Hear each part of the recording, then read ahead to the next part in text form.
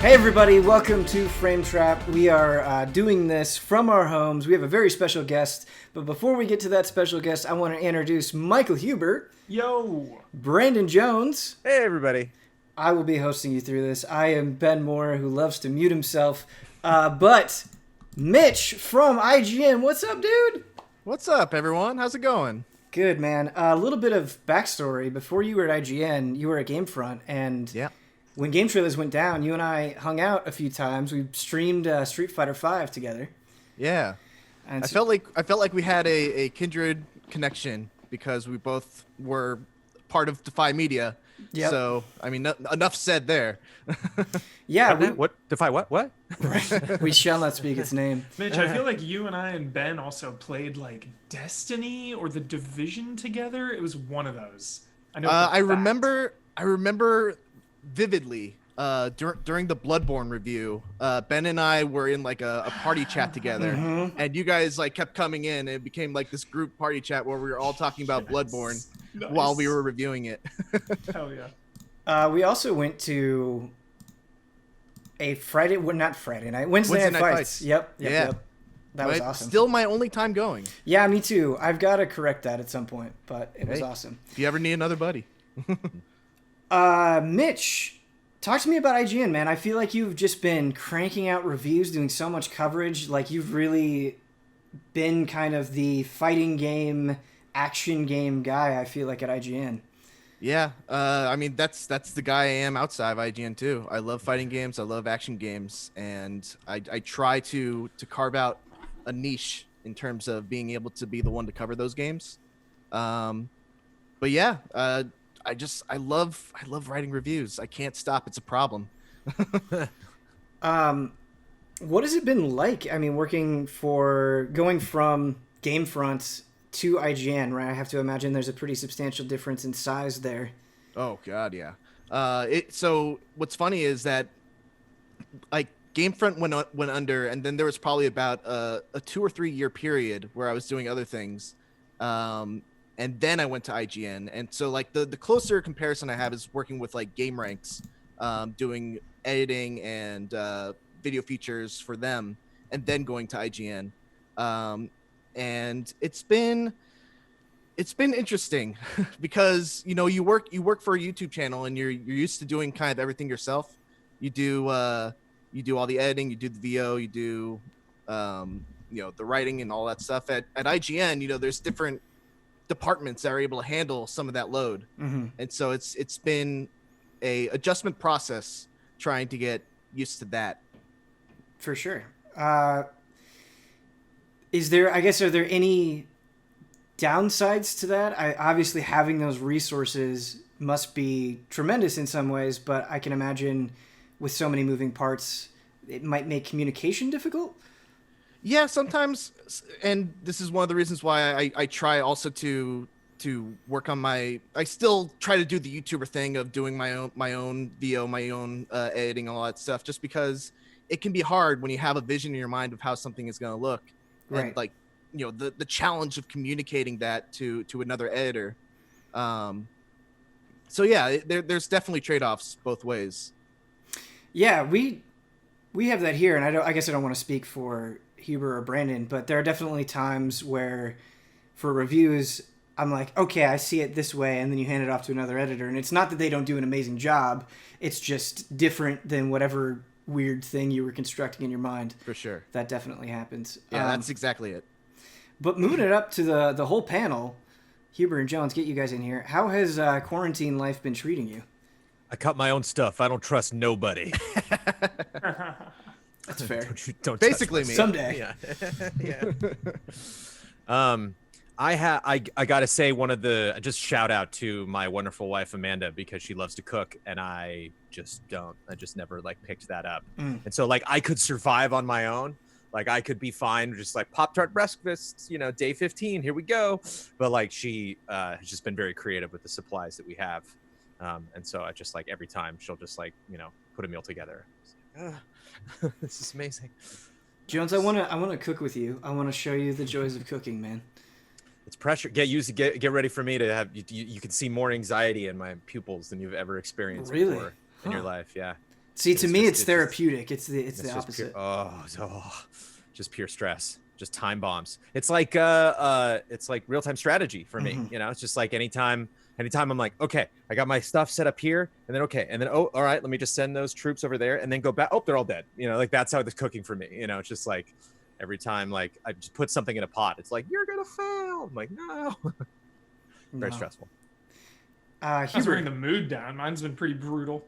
Overcooked Oh! though. Makes me Yeah. happy. Huber, no. Yeah, dude, noisy neighbors. Yeah. Oh no. Crazy. Is it Just like blasting bass like at all hours, and like got this other guy like streaming workout videos, like stomping around. Oh Like, no. it's been rough. is that But, better or worse than like hearing neighbor sex? I mean, it's all bad. I just Sure. like, for as loud of person as I am, I also really enjoy silence. Like when watching a movie or just like playing a game or just wanting to rest. So it's been pretty rough. But it is what it is. So I'm dealing, you know, just trying to play games and wear my headphones. I guess Yeah, it's the hardest though when like Beth and I want to like watch something like Devs or something, like a really quiet, intense show, Mm-hmm. and it's like a really intense moment, and then you just hear. So, it is what it is. We need to get an Easy Allies house. Actually, we'd probably kill each other. I say that and then like immediately regret that idea. There's no way that would work. We make it about 3 days. We'd That's the make it max we about can 3 do. days. Yeah. Yeah. Easy living length, and then we're done. I have a cat on my lap. I've never had a cat on my lap for Frame Trap before, so that's fun. Nice. Yeah, there Ben, you go. you can't say you have a cat then not show the cat. Well, he's all sleepy. And... Oh, Here we go. Frame Trap cat. Hi, East. Look at that face. Yeah, he's sleepy. He's sleepy. I like what Ben when I'm on the couch and I'm just like, okay, I'll be like watching something with Amanda and it's like, all right, I'm at, I work in the garage. So it's like, okay, I gotta go work, and like Norbert will jump on my lap. I'm like, oh, well, I'm here. Yeah. yeah, there Welcome goes to 2 my hours. life. Nothing I can do about that. Anytime anything is delayed from Easy Allies, just assume it's because a cat is on my lap and I wasn't able to get up. Speaking of games, though, this Frame Trap lineup is formidable. I think this might Yeah. be the best lineup of games that we've ever had on Frame Trap, to the point where I don't really know what to start with. 2020 in general looks just so spicy, man. It It looks is. so good. Looking ahead, everything that's been good so far this year and everything else that's coming. it's just been nonstop. Like ever since Neo 2, it's just been week after week after week, Yeah. and then the forthcoming weeks after weeks. The beginning was a little slow, but oof, Yeah. it's gonna. I think when all's said and done, 2020 is gonna be. And we Banner still year. have Cyberpunk, which is going to take 3 months to get through. It's going to be great. You know what? Mitch, do you want to talk about Doom? Sure. We can talk about Doom. My review just went up. I feel like I've talked a lot about Doom, but I really want to get an outside perspective on Doom Eternal. How is it treating you? Oh, Doom Eternal is amazing. So yeah, it's everything that I wanted it to be from when I first saw the first couple trailers of it. It's a faster, more arcadey version of Doom 2016. And it's funny, like the things that Doom Eternal adds, you go back and you try to play Doom 2016 and the game feels slow. Like Doom 2016 feels slow in comparison to Doom Eternal, which is crazy. So yeah, I had a blast with it. I beat the game, and then I tried to do a run of Nightmare Mode and probably got to the second or third level. And I hit a hang up in Nightmare Mode where I tried to do one of those Slayer Key challenges. Yeah. And it almost broke me, man. Dude. The very first Slayer Key challenge in Nightmare Mode almost broke me. I played through it on Ultraviolence, and I did a stream of Nightmare, and I was like, well, I know it's going to be tough. Ultraviolence was tough. But, like, I think I'm ready. I've been playing a lot of Doom Eternal, and just immediately it's insane. And those Slayer Gate challenges, they're, like, some of my favorite parts of the game. For sure. But when you say they almost broke you, that makes a lot of sense. Oh, sorry, go I'm ahead. probably not gonna do any more of them just because there weren't even any big enemies yet, and I was still struggling just because of like the Arachnotrons and Hell Knights. So I love that the Slayer Gates introduce enemies that you haven't fought yet. Yeah. It's such a great oh shit moment when you go in there and you're like, wait a minute, what? And then you don't see him until way later in the game. Huber, how's it been treating you, especially coming off of Doom 2016? Phenomenal. Everything about Doom Eternal is just so big. It's just, everything is big, man. It's like, just the gun is big. Like, when you go up and you glory kill something, it's like in your face and big. It's loud. It's bloody. Like, everything about it is just so much. And I'm all about that. And of course, just like the gameplay stuff, like I'm really into the platforming, really into the secrets. You know, the one thing I want to get, because I haven't watched your review yet, Ben. I want to get your thoughts on the tools you use to take out certain enemies. Yeah, I really love that, but at the same time, like every time I see one of the one-eyed dudes having to switch to the shotgun and shoot a grenade in its mouth, like that can feel kind of like a routine. But at the same time, I also love that. I love scanning a room, seeing like 5 different demons, factoring all that math in my head of like, all right, I got to use this on this, this on this. So it's like, I love it, but it can also be a little routine. What do you think? I think that was one of my biggest problems with Doom 2016 is by the end of the game, I just felt like glory kills were so routine, right? Where I kind of just shot a thing enough until it flashed and I killed it. What I like about Doom Eternal is I actually like that dissection. So like the cacodemons, like you're mentioning, they made some really interesting decisions with them where it's like, yeah, you're always going to be shooting some sort of grenade in its mouth probably, but them eating it and gulping it and then flashing takes so much time that when you're in the midst of a battle, you really have to think about it. You have to be like, okay, when should I do this? And sometimes if you have the super shotgun or, like the sniper gun, not the heavy machine gun, the laser one, I forget what it's called. Zoom is trying to give me gifts. Yeah, there you go. The ballista. Sometimes it's better to just use that rather than go through the lengthy animation of like firing a grenade in the mouth, having them eat it. And so I love breaking it down like that. And I find that those like micro decisions can make a huge deal. So I get what you mean. So, full disclosure, I'm only on mission 5, everybody. I'm only on mission 5. I haven't been able to play that much. Gotcha. Ultra violence. Jones, you played 2016 recently, right? Yeah, I not like recently as in the last like couple months, but I definitely took my sweet time getting back into that. I didn't finish it, but I think it's interesting, Mitch, you say it's faster because like that was definitely, I felt like, I can't compare, maybe like Quake or some old stuff, or like Unreal Tournament. It's like I just didn't really grow up on a lot of those like PC shooters, so it was just like really fast and like some of my first shooters were like, Halo is pretty frenetic, but like there's a lot of big fields, there's a lot of vehicle play, and like obviously like GoldenEye was one of like my first real like loves of like a first person shooter, and there's like a lot of very like quick or a lot of very slow tactical stealth in that game. And so just playing this where it's just like run, jump, go, go, go, go, go, definitely took me a while to adapt to. But it's fun to like adapt to a pace of a game that's not like your usual, speed. It's interesting to kind of like, be like shocked by it initially. And then like over a bit of time, you like feel like, oh, I've really like adjusted to this. And then you get comfortable with it. And then you really start to enjoy it. And then you get good at it. And so, yeah, that's just something, I mean, it just, again, on a colossal backlog of things that like one of these days I got to go back and finish, but it sounds like I should maybe jump onto Eternal. Yeah, man, it's a bounty full of riches right now. Like it's anything there's so many options that you can play and they're almost all pretty much 10s. We're going to get into some of those, but you mentioned Quake, and I think that's such a good game to bring up because you think about like Doom 1, 2, 3, Doom 64, they're all like very flat games. Doom 2016, obviously not as flat, but compared to Doom Eternal, it's so vertical. I mean, when you're in these arenas, you have these poles that you're swinging from. You have the grappling hook with the shotgun, which is so satisfying to land, One of the best weapons in video games. Oh, for easily, sure. easily. Shout out to the very first introduction of the pinky in Doom Eternal. Yeah. You launch you go on a launch pad and you're airborne and it's like right down there, and I had the super shotgun and I just launched and in midair was just like pow! Yeah.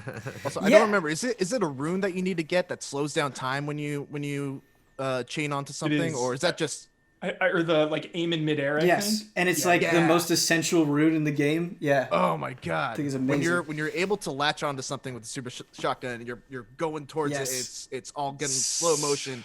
It's blasted, Dude, so explodes in your face. The best feeling I've had in 2020 playing video games. That will be the next rune I get, Mitch. Yes. I don't have Get that it. yet. You don't have the slowdown one in midair? No. Oh my god, dude, it's life changing. I'm getting Also, I don't know how I would have survived this game if I didn't have the one that kind of gives you it slows down time when you're about to die, and it gives you a chance to like run away and get some health. Also a necessity, I feel like.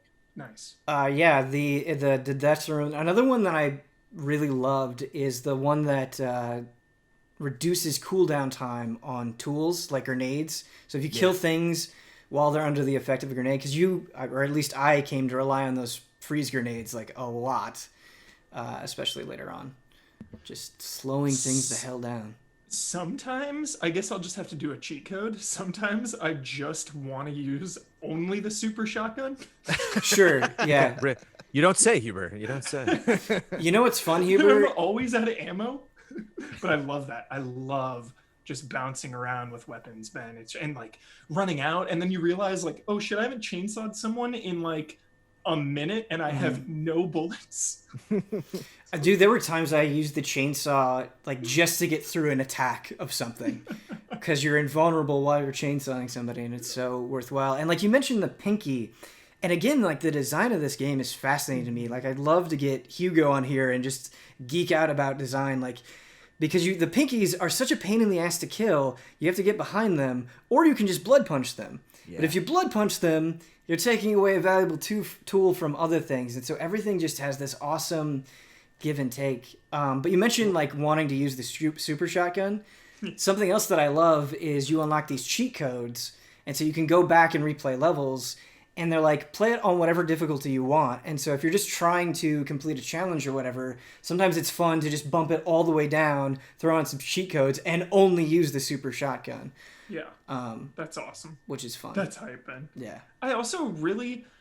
Here's something they completely changed my mind on. I'm usually not a fan of things like this, but the Sentinel armor, man. Sentinel armor hype. Because... You're talking about the dying and then using dying a ton of times, and it's like, hey, do you want to use this armor? And at first I was like, what? Like I want to get through this on ultraviolence, but then I kept dying at this one part, and it was like a really annoying part, and I died like 6 times or something. And I like that it just kind of gives you like a little bump, a little push to go through a really hard part. Because then, of course, there's like Ultra Nightmare where if you die once, it's over. So there's just like a nice balance throughout for kind of all varying skill levels. Right. So along those lines, you mind if I ask you a question with regards to how you feel about how handholdy Doom Eternal is at times? Like every new enemy you encounter, by default, there's a pop-up that says, hey, this is how you beat this guy. Even like bosses, it like specifically says, shoot this part. Don't shoot him when he's doing this. It's like literally a GameFAQs-esque guide on how to beat every enemy sometimes. How do you guys feel about that? It doesn't bother me. I have seen that criticism going around. It hasn't bothered me because I feel like the information is secondary to the like skill of practicing the tip. So like the game will give you the tip, but you still have to use your skill to overcome the enemies. You know, it's one thing to like tell you how to do it, but then you actually have to do it. So I guess it hasn't really bothered me personally. I'm actually really glad that you brought that up, Mitch. That's a good criticism. I think when it comes to the bosses, it's a little unnecessary. I can definitely think of like 2 or 3 boss encounters where it's like, based on how you designed this fight, I probably could have figured that out, and that would have been more satisfying. I think with the general enemies, it's not a problem because a lot of times they will sort of game fact you through one solution, but there are 4 or 5 other solutions, or it's like the thing that they're telling you applies to many things. And so I feel like it's just kind of a foot in the door into getting you to think along the right way. But I do think it is overkill with the bosses. For sure. No, I totally agree. And also, as I'm sure people are bringing up, it's something that you can turn off if it bothers you in the options, which I very much appreciate. Yeah, I feel like I'd be annoyed with it for the boss fights. I haven't progressed far enough for that to be an issue yet. But for the basic enemies, it was just like so quick, and then you just, all right, now I know that tip. I just got to do it. So, yeah. I do really like the flexibility of Doom Eternal. Like Huber, you mentioned the Sentinel armor. The extra lives, I think, are a really interesting mechanic where, first of all, they're so valuable, just being able to instantly revive in the middle of a fight. But then it's like, okay, here's this other thing that I have to go and chase. And there have been times, I love when sort of like breaking down the fight, like we were talking about, how to pick off enemies, applies to level navigation. Because those Slayer gates, which are so brutal, there would be times where like, I'm not going to pick up the extra lives now. I'm going to get them, come back later, and then do it for the Slayer gate. Because if I use them in the Slayer gate, like they're gone. Or if I, have a dumb death, they're gone. And so just kind of like mentally trying to keep track of that currency, I thought was really, really fun. Yeah, the only thing I wish that happened with extra lives is that they would ask you if you wanted to use it when you died. Because there are times where you die on a very easy, stupid encounter, and you're like, oh, well, now I don't have it for this super hard encounter that's coming up next. Sure. Which is kind of a bummer. Totally. Or maybe like tiered lives. There's like one that automatically uses, or like a gold version that is like, all right, do you want to use this? Maybe. Yeah, I get that. Mitch, I saw that you have this love-hate relationship with the Marauders. And I kind of want Marauders. I want to get into this. Yeah, I hate Marauders. This is one of those things you hear people talking about. It's like, I got no footing on this. I want both sides. Fight. I want to know. So here's the thing. I learned later that there is an easy way to take down Marauders, and it involves using the quick switch, where you hit them with the super shotgun, you quickly switch to the ballista, you switch back to the super shotgun, you do 2 rotations of that, they're dead. Yeah. I didn't know that when I was playing pre-release Doom Eternal, and so my main strategy basically was the same every time. You kill everyone else in the room, and then it just becomes this desperate run for your life where you hit them with they charge in, you hit them with the shotgun, you shoot them twice, you run away, collect whatever armor that you need, because they probably end up hitting you with something in the meantime, and then it just ends up taking like 5 minutes just for one enemy. And it just in a game where everything else is so good, and I love fighting every single other enemy, I dreaded every fight that I had with a Marauder. Yeah, I totally get it, because there especially early on, like I dreaded the Marauders as well, but it was a feeling that I really came to appreciate. I don't think there was anything in the game that I dreaded as much as the Marauder, and sometimes I like having that feeling. I like when an enemy pops up and I just feel like my heart sink into my stomach.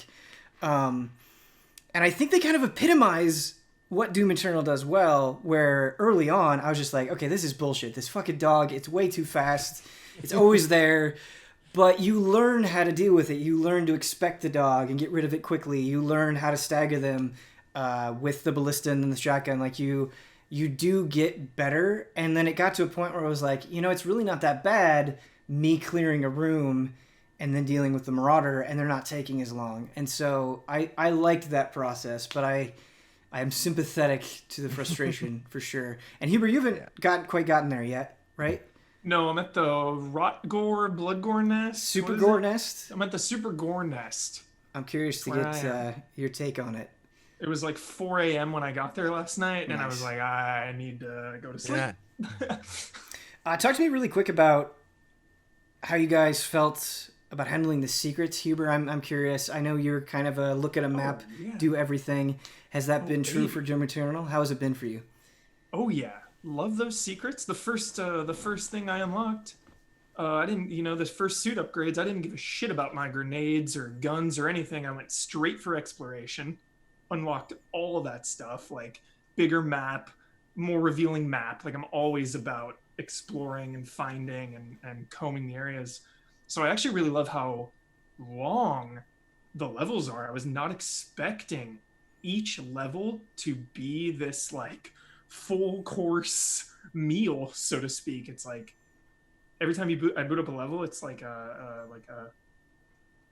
one and done, like one level a night type of thing. Because it's just there's so much to do. There's so much to dig into on each level. Yeah. By the time I'm done, I'm like, all right, good for the night. I definitely had that feeling as well. It was not a game that I felt like I could just play for 12 hours straight. Like I would do a Slayer gate. Yeah. Be cursing at my screen and then stop and be like, you know what? That was awesome. I need to stop for a second. But I really appreciate, I feel like big budget games are too chicken shit to do that. Like I love how much this gets in there and is like, no, like we're gonna push you. We're gonna make you frustrated. I like that. Me too, dude. I'm glad you're saying that because the difficulty I feel like is so important. And I want to circle back to like the Sentinel armor because I feel like Ultraviolence is such a perfect difficulty for my skill level, and I really enjoy being pushed and fighting for my life on every fight in that game. Every time I get to a fight, it is so intense. But then of course I'll run into like maybe one really, really, really, really hard part and I'll die a lot. And then it'll be like, hey, do you just want help on this one part? Right. So yeah, I just think the difficulty is spot on and the game really pushes you for the best.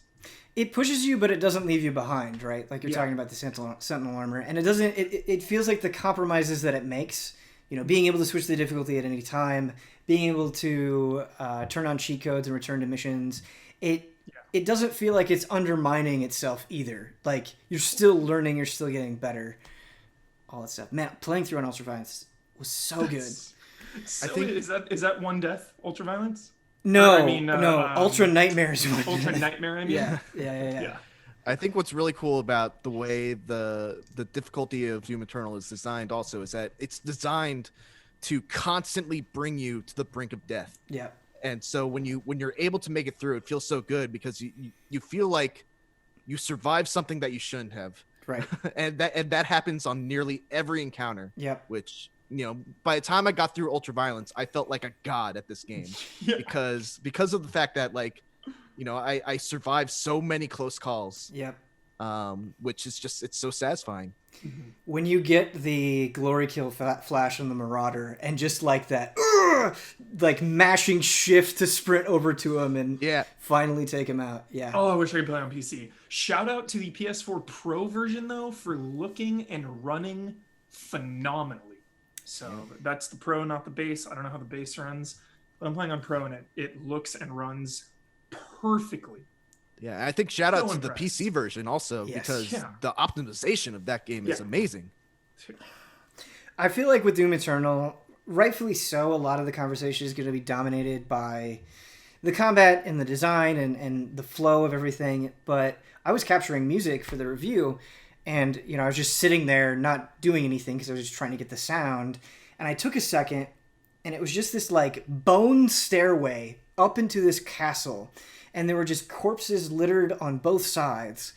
And I was like, what a scene this is. Like, the way everything is perfectly positioned, like, the lighting in this area, how imposing the view looks in front of me. Like, so much care went into the presentation. And I hope that doesn't get lost in the shuffle of praise of the other stuff, for sure. It's a gorgeous game, I think.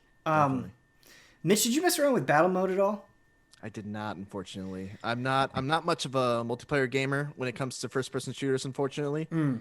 So for me, Doom Eternal is entirely about the single player. It's okay. I really like the idea. I think, especially playing as the demons and kind of working around their shortcomings and trying to like use your teammate to help pin down the Doomslayer is really fun. But Huber, you were talking about this with Resident Evil Resistance, where you were like, there's just not enough maps. I kind of have that same feeling with battle mode, where it's like, man, a lot of these arenas feel really small and kind of similar. Like there just needs to be something else here to make you want to keep coming back. Yeah, that's sure. always like it seems like a small ask, but I guess it must be a big one, Right. because I feel like multiplayer games just never launch with enough maps, you know, battle royale aside. But like deathmatch games, I don't know, like Battlefield had just a limited number, and yeah, Project Resistance is only launching with a few.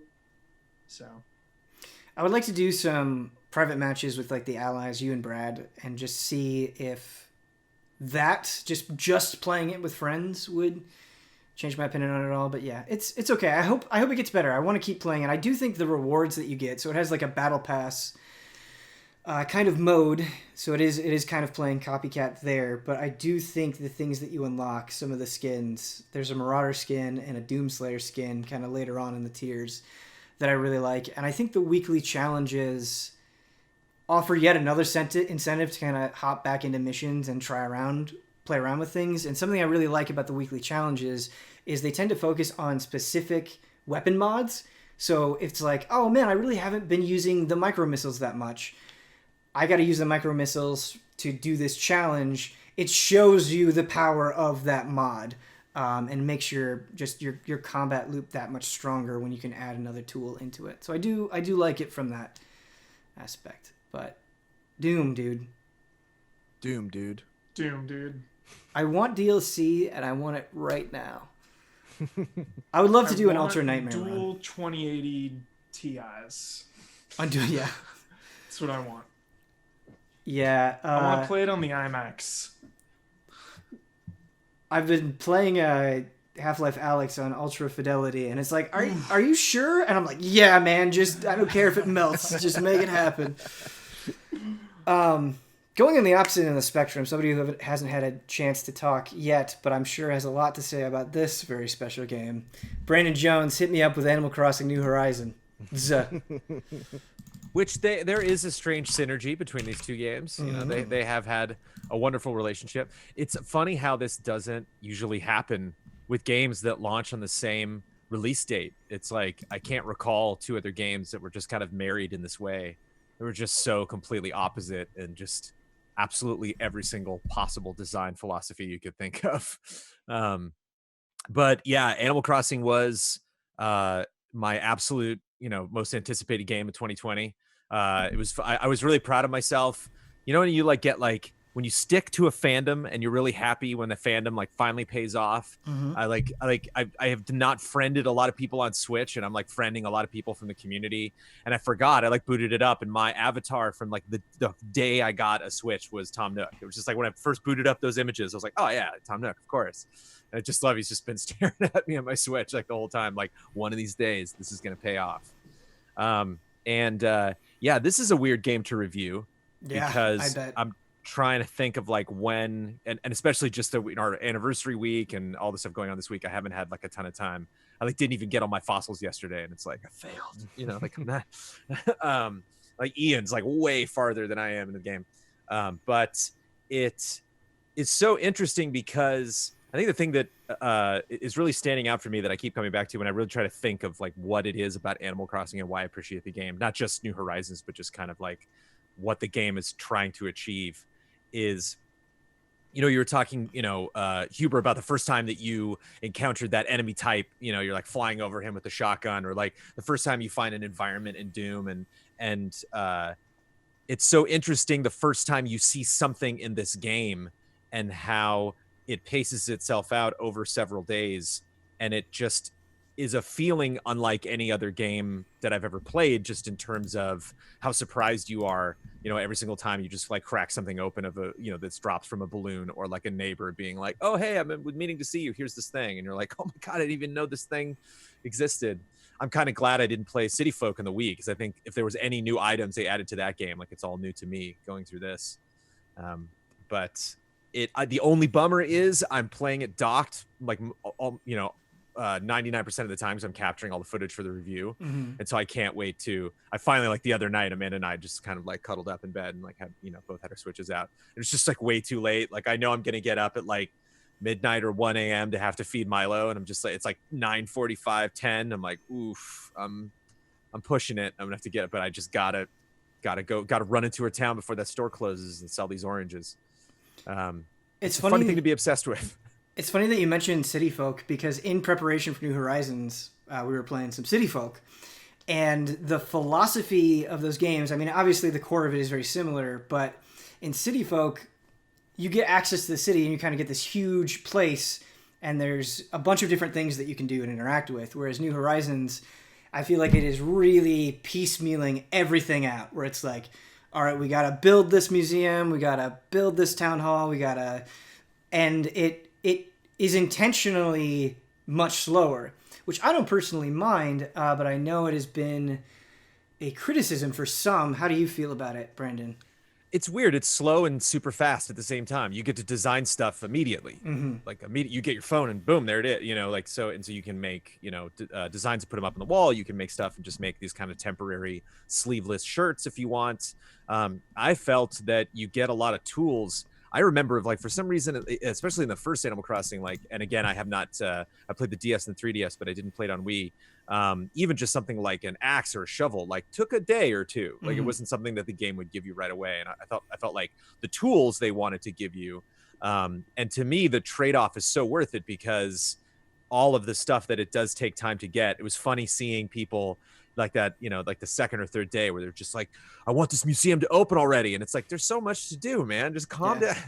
It's fine. You'll get to the museum. It's beautiful. It's worth it. You're going to be playing of all of the days you're going to be playing this game. This is one day that you won't have this thing. Go play Doom Eternal. It's fine. Today I'm waiting for something, to open tomorrow, like my residence center or something. And so I'm just like, oh, I had to get ready, to prepare. Hey, me too. It's not going to be there tomorrow. But I think just the payoff is so worth it in terms of all of the customization that you can do, where you actually are picking no, I want my neighbors to live here. And there's no right answer to it. It's really been interesting going into, communities or islands from our community and seeing something that they did that's so opposite from what I did, but I love it, where I was like, okay, I want to have all of the functionality, kind of like City Folk. I want to have all the functionality around the main plaza. And then I want everybody to be outside of that. I want everybody to be on the peripheries of the island. I want them all to be separate, because everybody's coming to here, they're on vacation. They want to relax. So I don't want to cram everybody together. And then I went to one person's island and they made a neighborhood where all the houses were right next to each other. And they put fences and a little road. And I was like, yes, this is so cool. You can kind of get a sense that they're all, we're all in this together. We're all building this community. I went to one person's town and a quarter of their island where there were no trees at all. And you would think that would be so boring and barren, but I was kind of into the vibe. I was like, this is kind of cool. You could make this style really interesting. And then at the same time, I would just go to somebody else's town and I would lose my character in trees. I'm just I don't even know where I am anymore. And so it's really interesting. You don't really realize how much you can do. And I know there's a lot of people that have the Switch that again, if you were like me before, I booted up Animal Crossing, I did not do a lot of multiplayer. I did not do a lot of co-op stuff. I did not have a lot of friends or a lot of cause to. And so it's been really interesting visiting a lot of other people and seeing somebody who's I am just absolutely obsessed with outfits. I'm upset, somebody like Leroux who's just I am just making art piece after art piece after art piece. Somebody who's just totally taking it slow, or somebody who's just money. That's all I really care about. You were all of you guys were so funny in chat with because I was busy on Sunday and so I didn't get a chance to get turnips. And then just we have our own Animal Crossing channel in Slack, and it was just turnips, and I'm like, oh, that's right, I forgot. I'm reviewing this. I gotta make a note. I forgot those were even in the game. It's been a while. I don't think there's anything this year that I've felt so frantic about as somebody on Discord getting high turnip prices and being like, this is it. This is my moment. This is where I make bank. It really was a huge deal for me. Brandon, some of the quality of life changes are just chef's kiss. Being able to go into your house and having that grid and having everything move around so easily. is wonderful, but I feel like there are a lot of things, right, that are the same or kind of add to the what's the best way to phrase this? Add to the struggle of Animal Crossing, such as like weapon durability. So I guess in a broad picture, how do you feel like New Horizons is a good evolution? Do you like all the changes? Do you wish there were things there they could have changed more? How do you feel about weapon durability? Weapon durability hasn't bothered me that much. There was definitely a point where I hit, where I realized like, okay, I'm gonna have a 30 stack of wood and a 30 stack of these like nuggets. Like there's gonna be in my inventory all the time, you know? So like if I ever need like, oh, something broke, I can just like have another option or just like run and shake a couple trees, you know, build another one. And so, yeah, I haven't really got to the point where, because the thing about weapon durability, just like in Breath of the Wild, like I realized I set the tone off for this in a weird way. Weapon durability they're not really weapons; they're tools. But it's an you know axe, what man. I mean. It's an axe. Yeah. You can do a lot of damage with that axe. You can break somebody's heart with that axe. Yeah. But I need to play more to try to get a sense of what they were going for there, like what the vibe was, because like I understand that like you definitely get a sense of ownership and satisfaction when you do get to make better things, but then I just kind of hit, you know, a plateau where it's like, okay, now I can just make an axe, a fishing pole. It's just weird that those things break when other things don't. So yeah, I haven't necessarily seen the payoff. The big downfall for me is it's just generally talking with people is just very cumbersome. There's just some systems in there that I think once you get past the initial how do you do, it's just like, okay, I just blathers, please, I just need to drop these off, man. like Orville, I just like one thing that was a bummer because I was going to a lot of islands from our community was like, I wish from one friend's island I could go to another friend's island, but like I gotta go back to like to my house, and like there's a lot, or my island, and there's a lot of conversations that will just stop. Like I'll be like, okay, time to talk to this person, like Sahara, and buy a bunch of stuff. And it's like, oh, you bought a rug later. And I'm like, Sahara, I want a wallpaper. And she's like, what? Oh, okay. And it's like, yes, I want to buy wallpaper. And she's like, okay, cool, buy. And it's like, I want to buy another thing, you know, like just like always websites 101, like I'll always go back to home, always go back to the option, and then let me bail on that. So there's just like, for all of the charm that they have in it, sometimes there's like a little too much charm. In terms of just like how much, you know, Orville, like, what do you want to do? Like, I want to travel. How do you want to travel? I want to go over here. Do you want to go online? Yes, I want to go online. What do you want to go to? And you're just like, yes. Oh, please, man, there should just be a list, you know? And like, but I wonder if, because I think this is, you know, has the potential to be the most updatable of any of the Animal Crossings. I wonder if that's something that Nintendo will take to heart and maybe do some quality of life improvements. Jones, my biggest heartbreak with New Horizons is I love running around with people online. It's so much fun. But it is a huge bummer when people are coming into your island and they're like, okay, close the window. Okay, they're coming in. Okay, now you have to watch this screen where they're landing. And then that person just gets in and then another person gets in. It is such a Nintendo specific kind of cumbersome. Like, of course it's like this. But it does kind of dampen the fun a little bit. I mean, once you get everybody in there, it's a blast. And I love running around with other people. And just the connectedness of this game, I think, is awesome. But as you mentioned with Blathers and the whole, like, getting on the airplane, I do feel like some of that stuff could be smoothed out and it would be fine. Hubert. I want a shirt that says Nintendo specific kind of cumbersome. Yes. And everyone would immediately know what that means. Yes. You don't even have to qualify it. Like, everybody understands. Yeah. Hubert, what is your history? I don't even know, like, what is the deal with you in Animal Crossing? I have no idea. Played the original. Okay. That's about it. Played the original. Haven't played one since. Because the next one was on 3DS, right? It was GameCube, 3DS? GameCube, DS, Wii, 3DS. Just played GameCube, yeah. Gotcha. Just played the GameCube one. Really liked it. And love everything it stands for. You were talking about the connectedness, and I just, you know, go online and see Animal Crossing connecting everyone to one another, and it's magical. Like, that game is having a moment right now. Yeah. That will not be necessarily replicated in the future. Like, just with everything that's going on and it's the timing of the release, and we've been waiting for a Animal Crossing for so long. It just seems like really great vibes. Huber, I'm so glad that you brought that point up, because I knew I was going to like Animal Crossing New Horizons, and I think it is a great game in its own merit. I really believe that. And I could go into that, but I also think it coming out now is really fascinating, and I value it probably even more than I would have, where sometimes I'm just playing it, and I take a step back, and I'm like, hey, thanks for chilling me the fuck out. Like, I really needed this right now. Like, I really just needed to go around and shake trees. I just needed it right now in this moment in time. And I feel like that doesn't get to happen too often, where real world events in video games line up in just such a way. And I do think that is definitely happening now.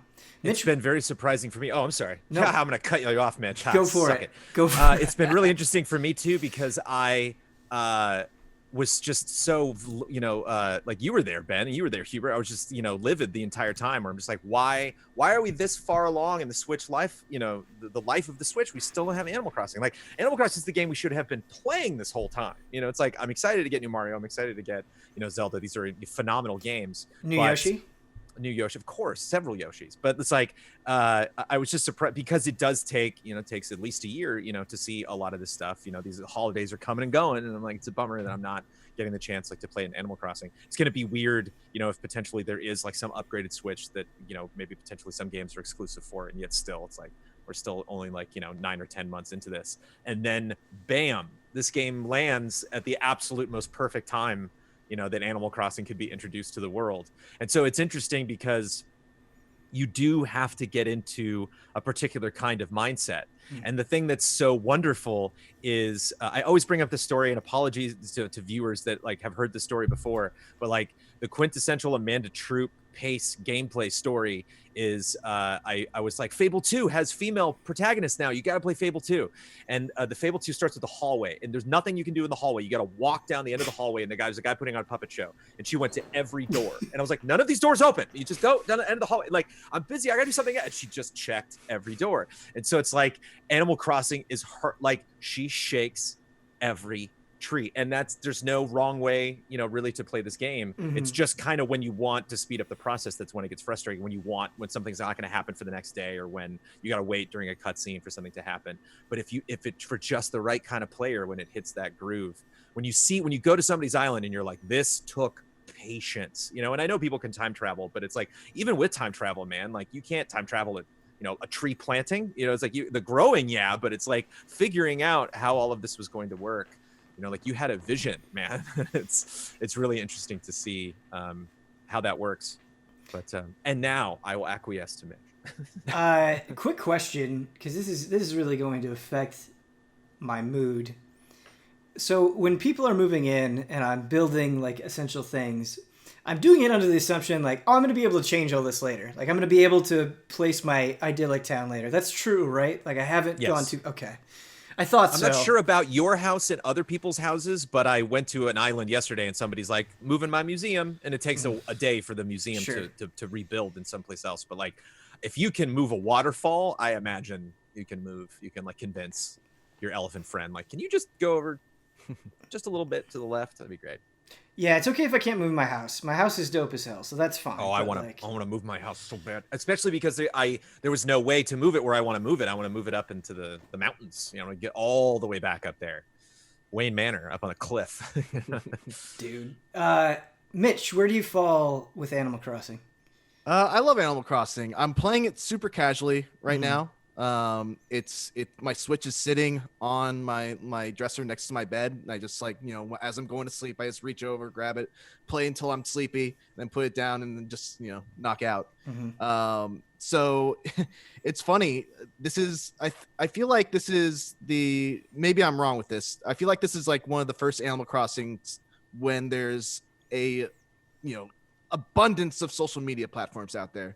So this is my first time really going to check Twitter and seeing pictures of everyone else's Animal Crossing villages and houses and all that stuff. And I'm not gonna lie, it makes me feel a little inadequate. Oh, totally, totally, dude. Yes. Because I'm reviewing it, so I see people that are like, just way ahead of me that are just like, oh, look at this thing. I'm like, every social media Animal Crossing post is a humble brag. Yeah. Some of them are not humble brags. Some of them are overt, I'm king of the mountain brags. Mitch. And so the funny thing is, like, a big part of Animal Crossing is obviously the online, and I'm just so I'm so self-conscious. I don't want to let anyone into my town because I'm like, there's nothing here for you. You're gonna be bored. There's so many better towns you can be going to. Yeah. Yeah, I definitely have had that feeling many times where you get somebody who comes in and like just the way their appearance is better than like your entire island, right? Like just their clothes. And they just poke around for a bit and they leave. Yeah, definitely feel that. It's funny that you mentioned playing it casually because the degree in which people play Animal Crossing has been amazing. And I've fallen into this as well, where you get people who are like, oh yeah, I've just put 24 hours in the last 2 days. It's like, what? What are you doing? What were you doing? Yeah, it's great. But yeah, I love Animal Crossing. I love the space it occupies on my Switch as just a game that I can play for an hour or two, put down, and just not think about for the rest of the day. So yeah, I think it's awesome. Now I want to come to your town.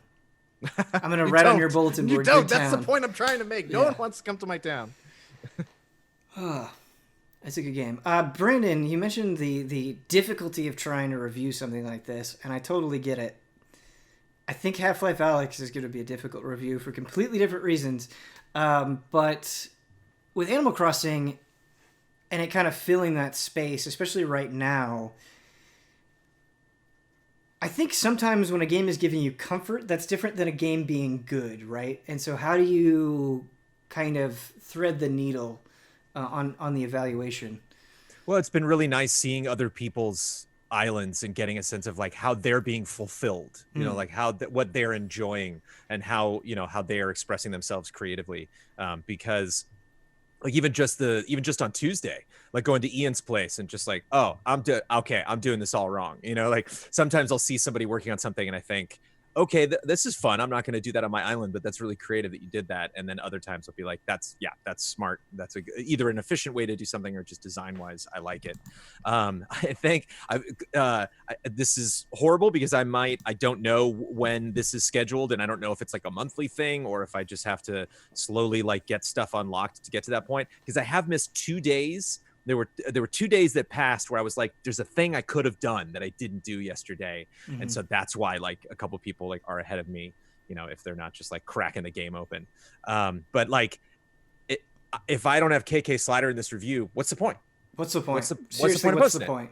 If I'm not sipping a latte and hanging out and listening to KK play, why is this video even on the internet right now? So I think that once I capture a clip that's called @crossing_KK_slider, then I'm like, I did it, I done. Roll credits. I finished it. It's just like Bossman. Once he put a toilet down in the world, he's like, I'm done. What else there's to do? Delete from Switch. Yeah. And so there's no way, it's like, I'm not going to do any holidays. There's like no exciting holidays coming up. It's like, I'm not going to do, obviously I'm looking forward to like experiencing Halloween in this world, but like, and Christmas and whatnot, but like, I'm not going to get a fireworks show. Like there's a lot of things that I know are not going to be included in this video. It's just a question of, it's kind of like an MMO, it's like, you can't, like maybe you can get to 60, but that's just one class, and like, so you're not going to be able to like do everything. You're not gonna be able to like really experience everyone else's individual experience. And so it's just, you really kind of got to look at the arc of your journey and what points you wanted to go slower or faster. And just whenever, you weren't necessarily frustrated, but you like when the roller coaster, when you like felt your emotions go up and then all of a sudden they dipped. And it hasn't happened a lot, but it's just really those interactions where I just kind of chuckle and I'm like, okay, this game still has a little bit of growing up to do. It's one thing to simulate talking to people, and it's another thing to make a video game fun. And like, there's definitely some things that they could do. Like, I love Orville, man, at the airport, but I could still Orville, just let me use your laptop, okay, buddy? Right. Like, I don't need your wings aren't typing fast enough. Let's do this. He doesn't even like hit the keys with his wings. He just kind of flaps over. Guy. Man, there's so many little touches in this game that I like, where when you're just at the title screen, it's kind of doing a pan over of your island. Sometimes you'll catch things. I'd be like, I was going to log off, but there's a fossil over there. You sneaky bastard. I do have some bad news. Mitch. Oh, no. Don't tell me it was me. It was you, so I don't even have to explain the game to you. You already know. You already know. You're caught in a frame trap, baby. Damn it. I told myself I didn't want to be the one. Frame trap in space. I would ask, do you have any idea what you said? But was it Marauder? No. Was I the one? It was a good guess, though. You said casual. You said you were casually playing Animal Crossing, and these demons are like energy drink guzzling Dorito fingered assholes, and so they're kind of elitist. They don't like the word casual. So we're gonna this what got us caught. Now we have to get us out. In honor of you being here, our game today is what did IGN rate the Titans? So I have some classic games here, and between the three of you, I want you to tell me what IGN gave them. This is excellent. As far as reviews go. Let me write your names down here really quick. All right. Our first game is the original Half-Life. What did IGN give the original Half-Life? Multiple choice? No multiple choice. I'm going to say it's a 10.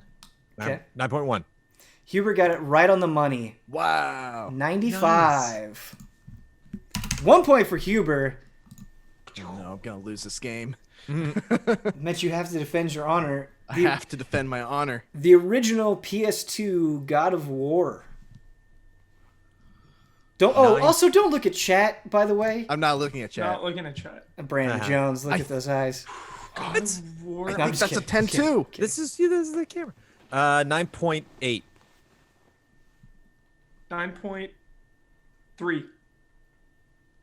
Mitch. I think that's a 10 too. Brandon Jones gets it right on the money. That's chat helping him out. Nice. Chat.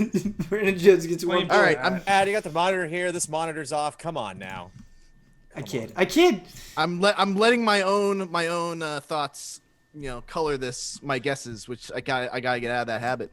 What you're telling me is you think IGN gives everything a 10. That's what you're telling me.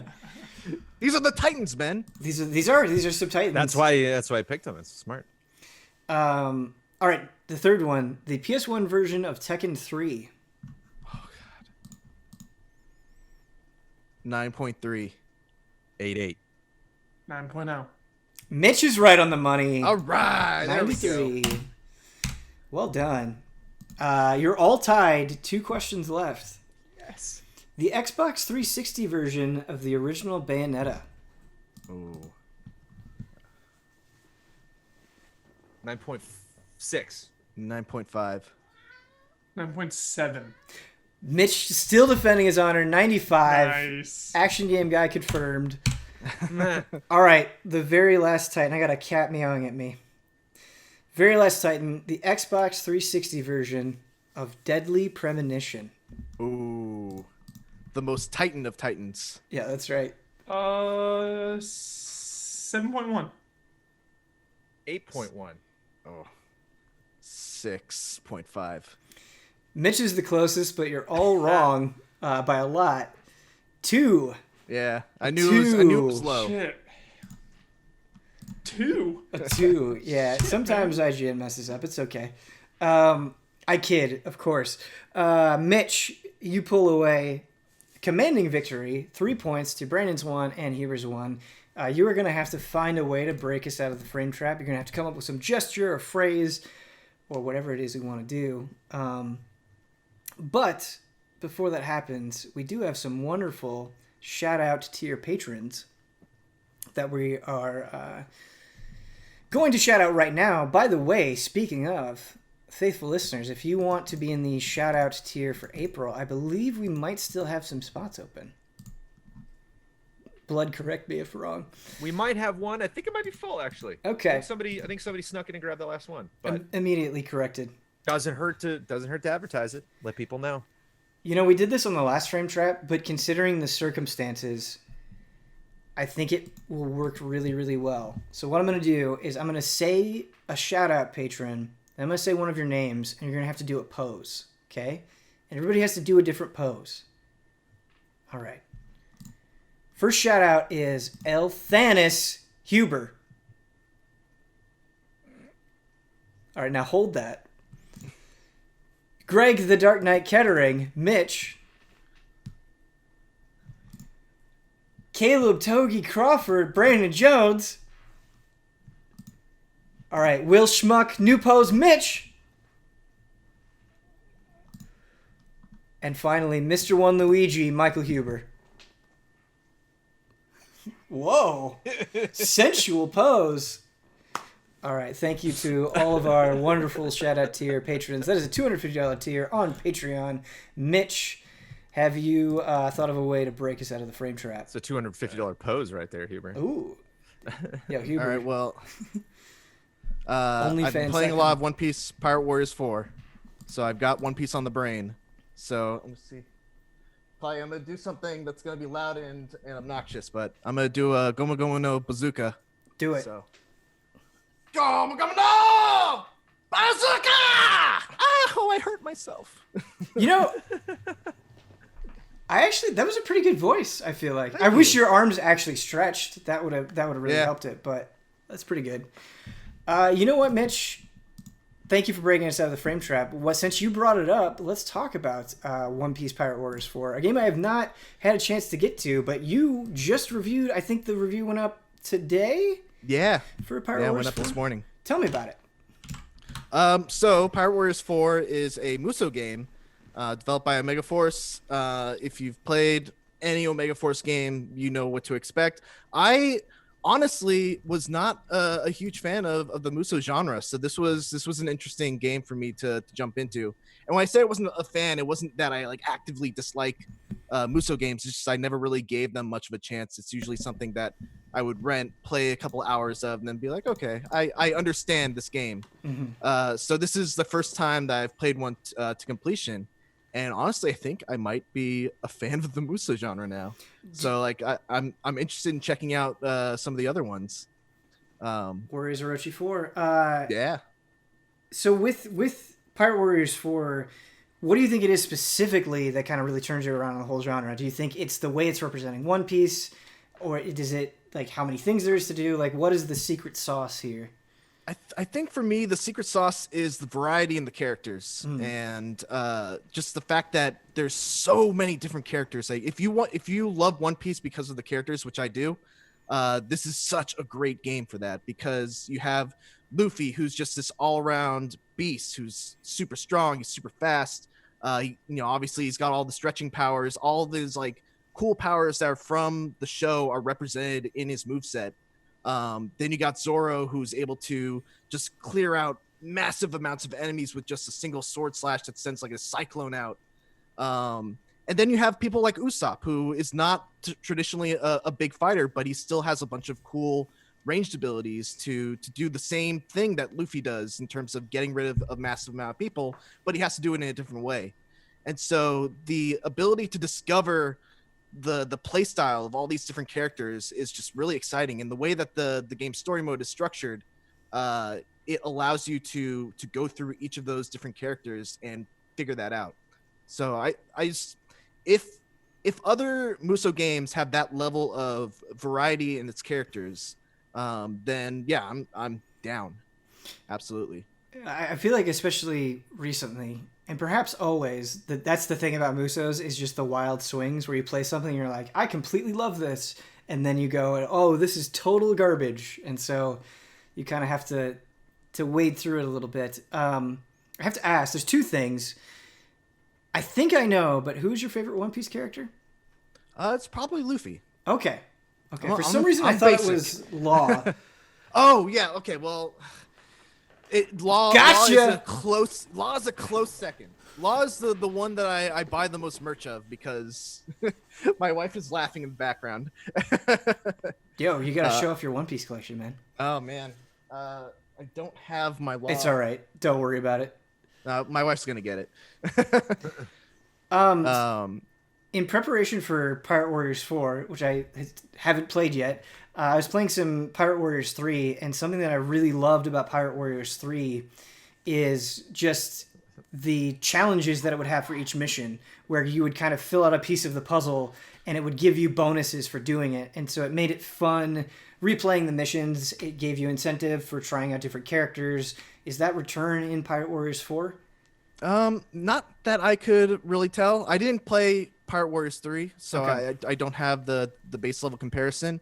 They do have a pretty interesting progression mechanic where you when you beat a level or you beat certain side missions within the level, you get these special coins, and those coins are what's needed to unlock different abilities on the progression tree.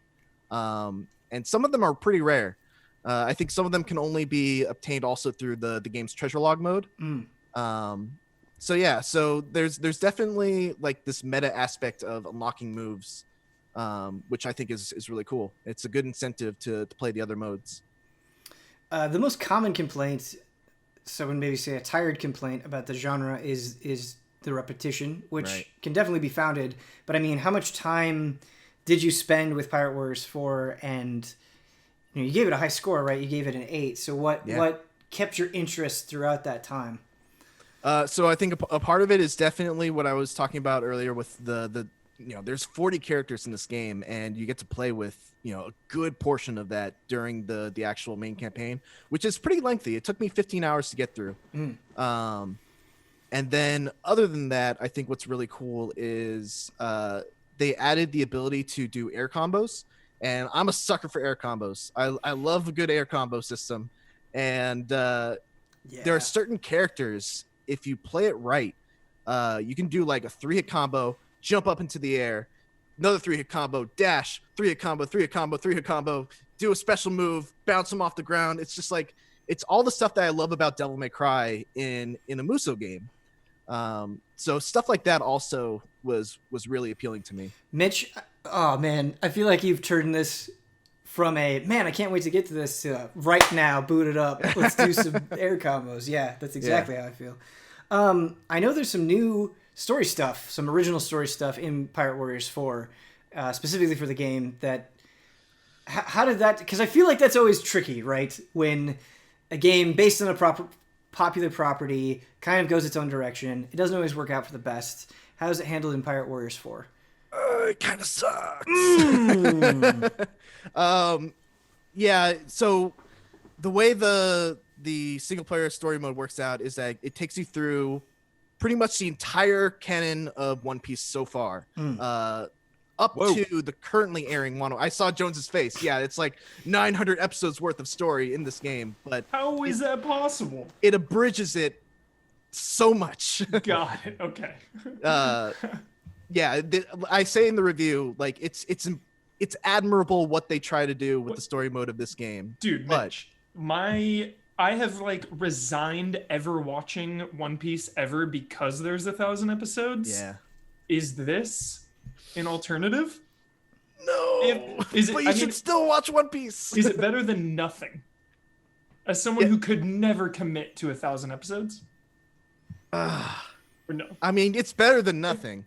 I would still hold out hope that maybe one day CyberConnect 2 will do a proper One Piece, Dragon Ball Z Kakarot style game.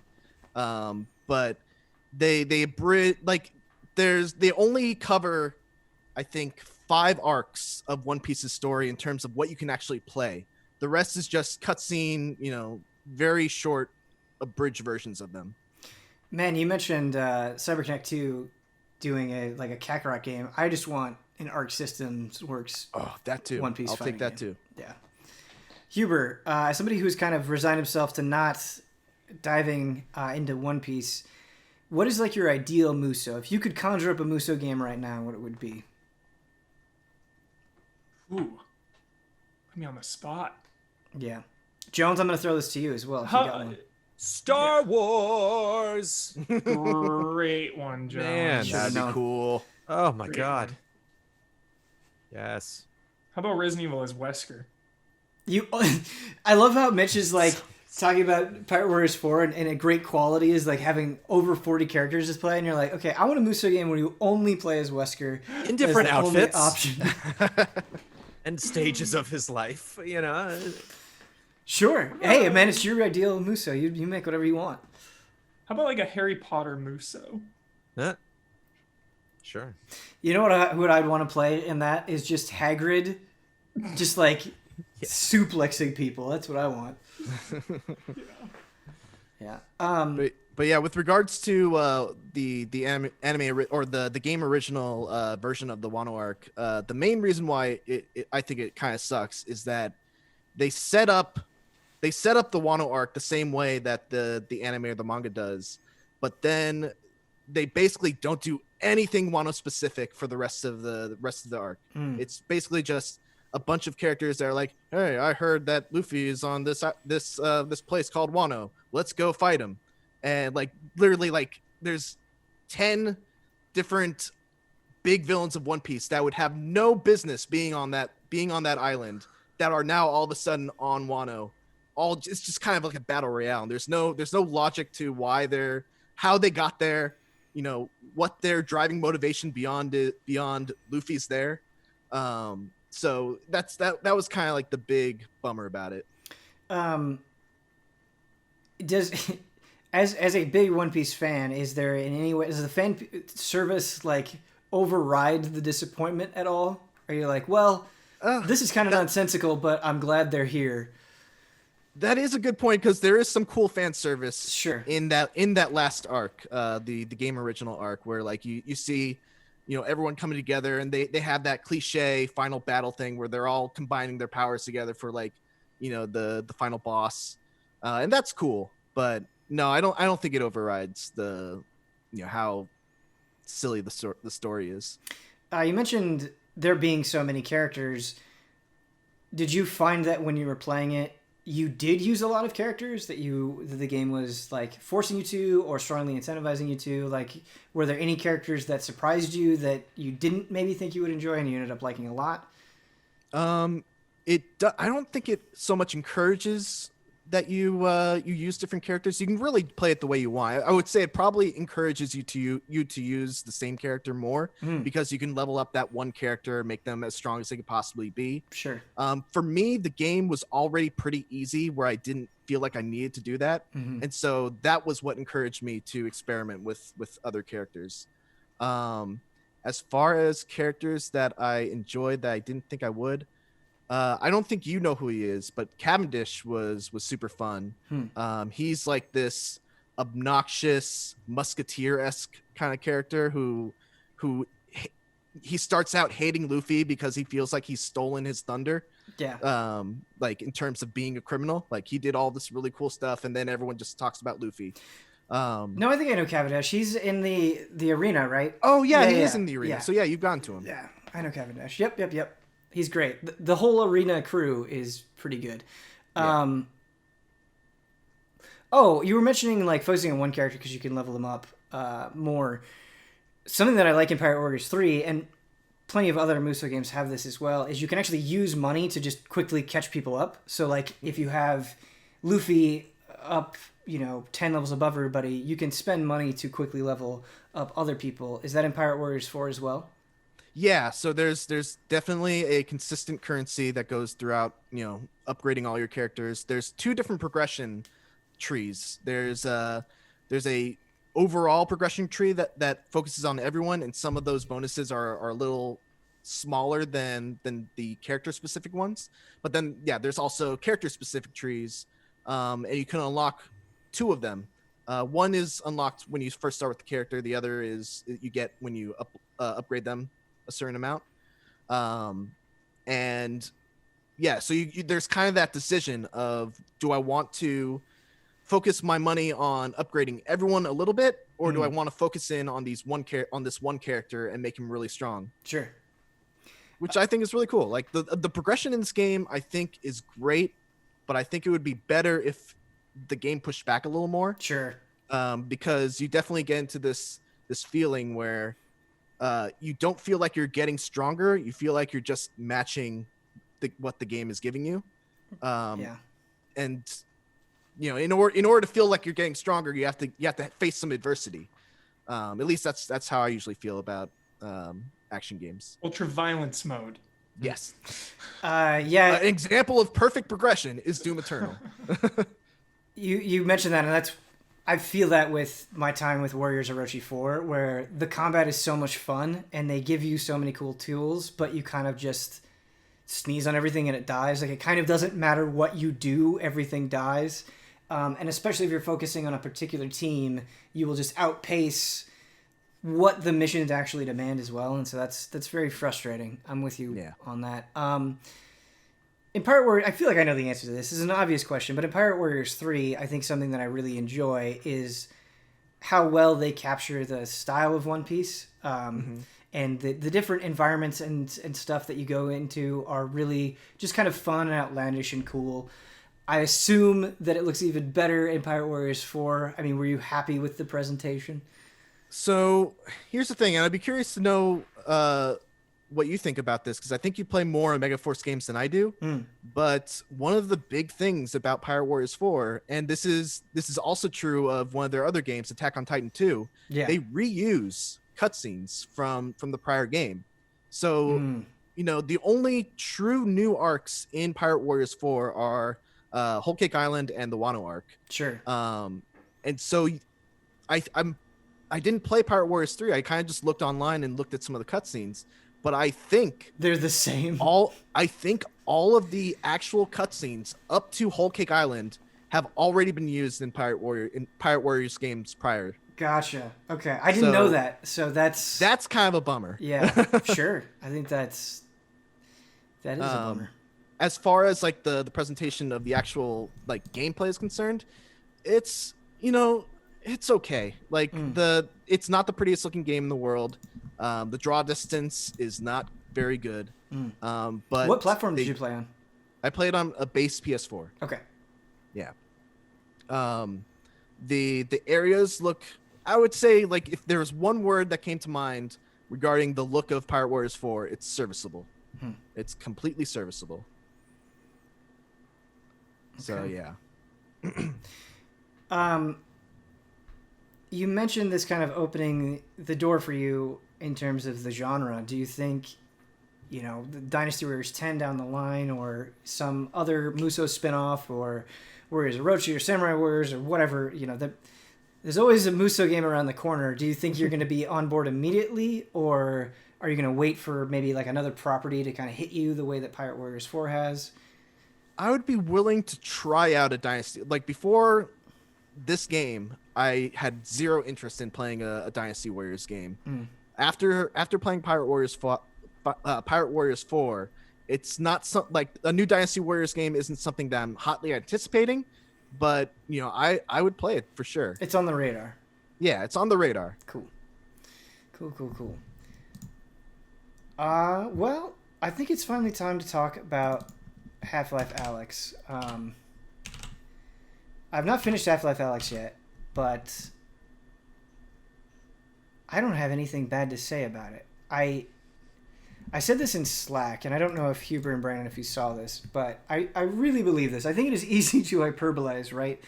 And I think Easy Allies as a whole is guilty of hyperbole, but I really thought about this statement a lot before I typed it in Slack, and I think Half-Life Alyx is the closest I've felt to a Mario 64 moment since Mario 64. I believe your quote was, "This is some Mario 64 shit." It might have been that. It might have been phrased differently than what I just said. Yeah, that might be right.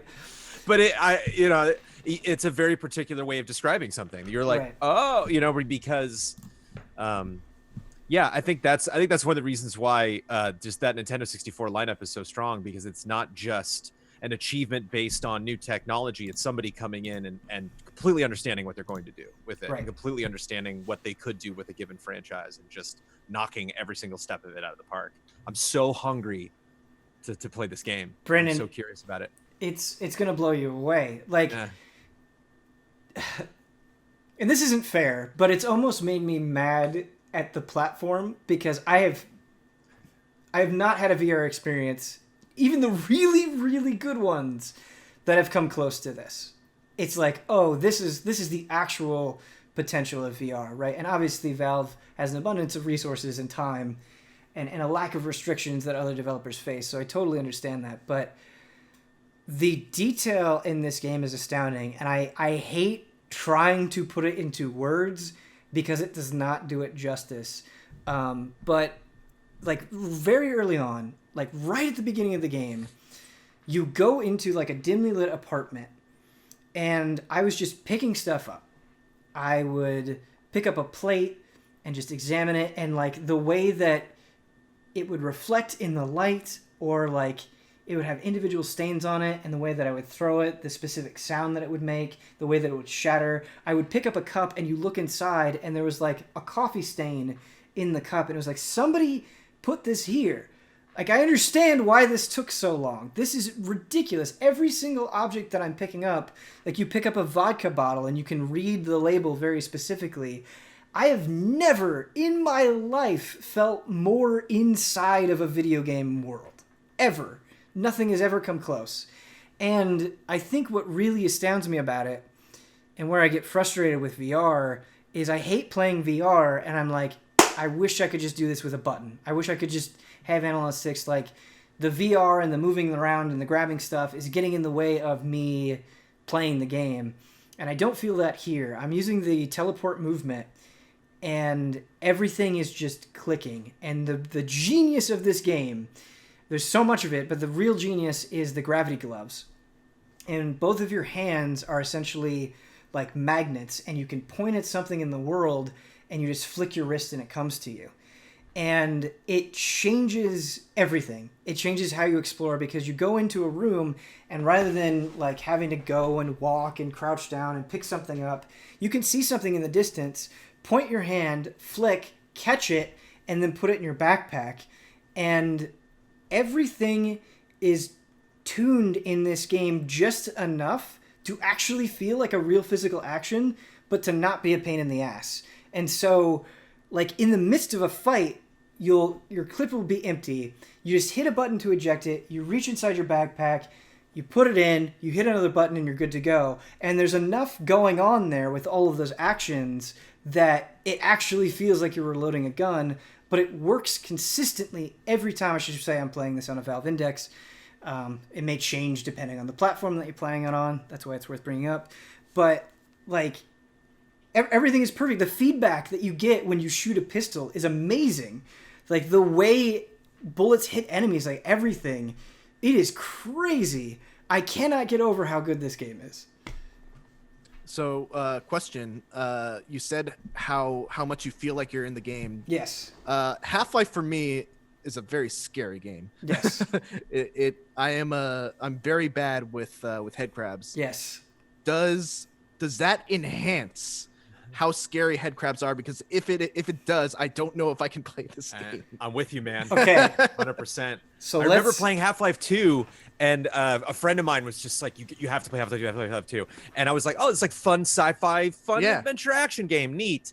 And I hadn't played the first Half-Life. And I remember, like, after a couple hours, I turned to my friend, I'm like, this is terrifying. And it was even before we got to head crabs, but I was just like, I really feel I'm being pursued, and like, you know, I'm really just the vibe is really scary. And he was like, yep.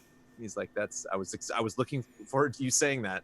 So it just seems so perfect. You know, immersion has always been a part of Half-Life. And so just like when this got announced, I was like, this is going to be like 3 hours long. This can't be what I hope this is going to be. And so just based on word of mouth. Oh my, holy cow. So I feel like the game baited me pretty hard. The game is very conscious of the player in a good way. The way that they structure environments and the way they introduce things, they are super aware that you are playing in sort of this new way.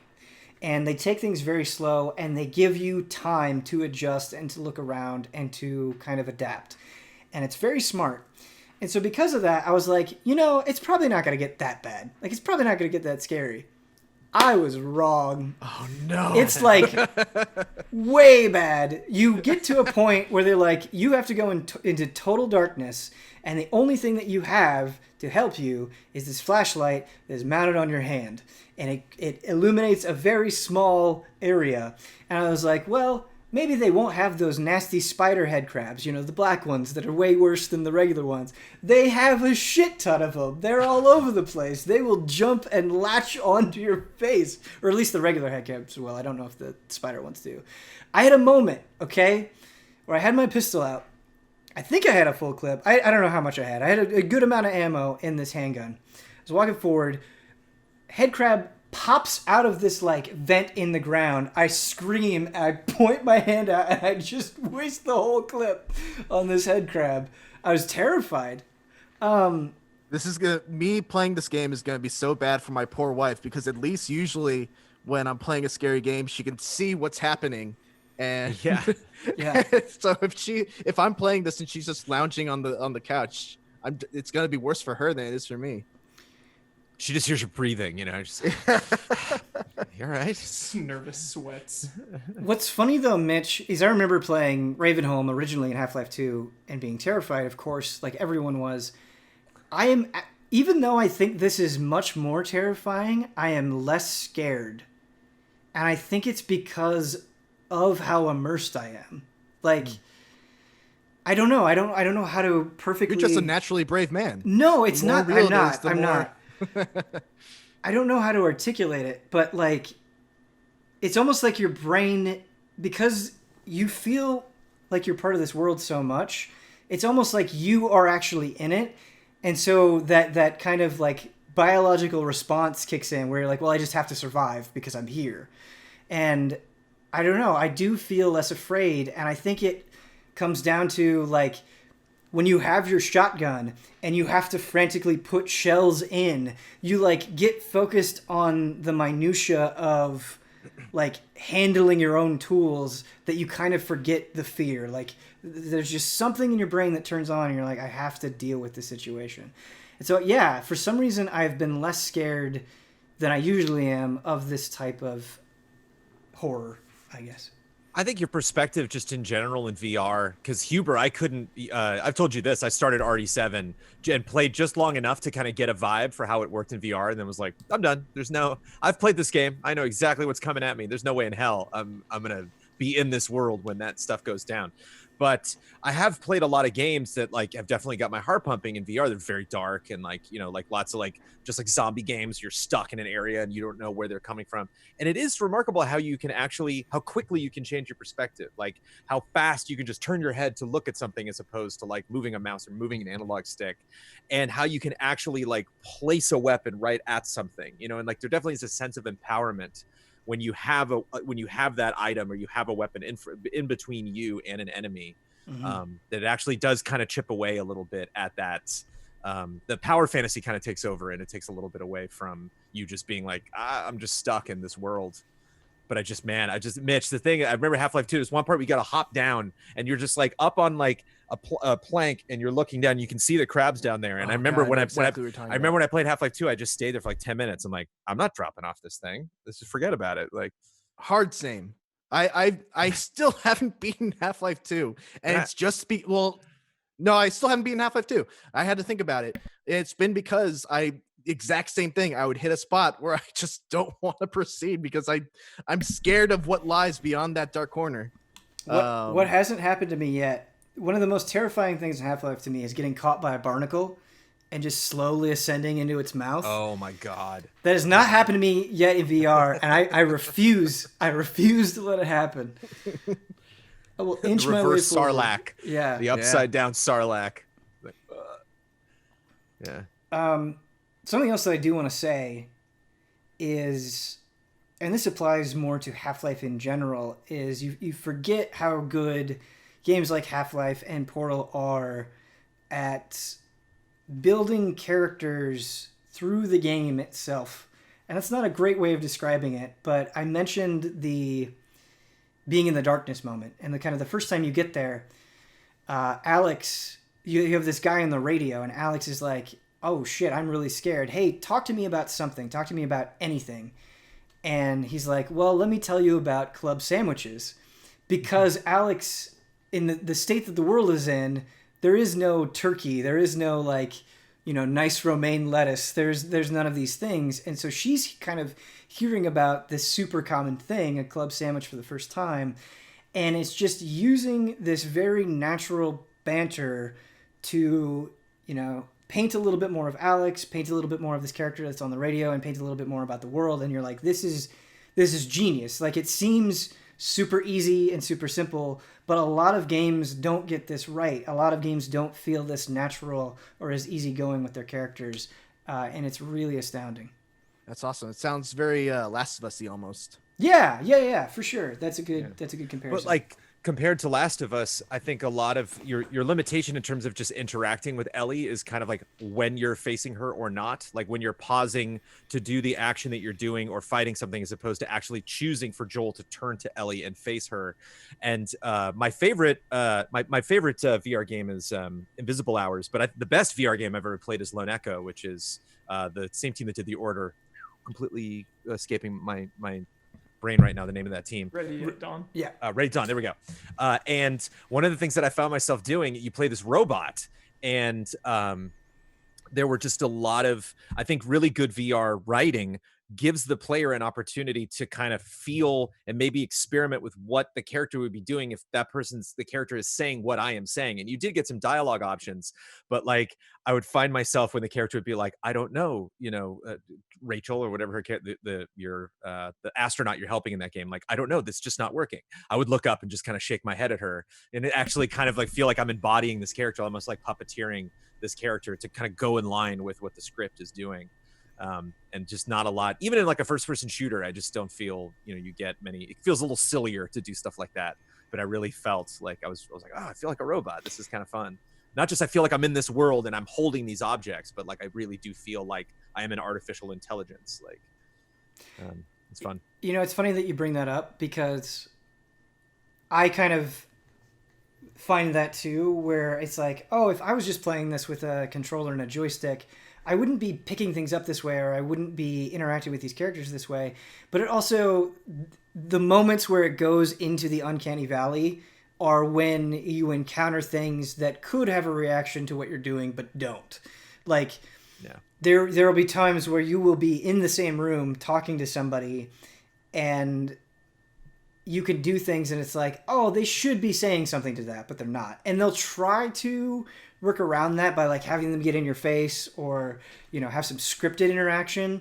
But those are the times where it feels the most unnatural, is when they're kind of just running on their routine, and they're not, I don't know, they're not really interacting with you in the way that you would hope. We're just not there yet, but maybe someday. Yeah. And it's tough because when you make the strides that VR is currently making, you start to open up an awareness of those missing possibilities where you normally wouldn't think that would be a problem. But all of a sudden, when your senses are so heightened, then you're just like, oh, do the thing. Oh, you wouldn't demand that of another character. But then all of a sudden you really feel like your feet are planted in that world. And then it's the very definition of that valley. I want to play this game so badly, just as a fan of like technological reinvention and innovation, and also a fan of Half-Life, but it might be the most frustrating game of all time to discuss, because there's such a barrier. You need like such a good PC, so much VR equipment. Like this, I try to just like not even really think that this game is even out, because it's years away from me even being able to play it. It's talking about like Paris. You're like, cool, okay. It's Yeah. like, oh, I had this crepe So at this little frustrating. cafe. It was wonderful. I left my hotel, and then after I got a little, an Hey. espresso, and you're just like, cool, dude. Like, Hey, I Hubert. probably won't go there in my life, but whatever. Yeah.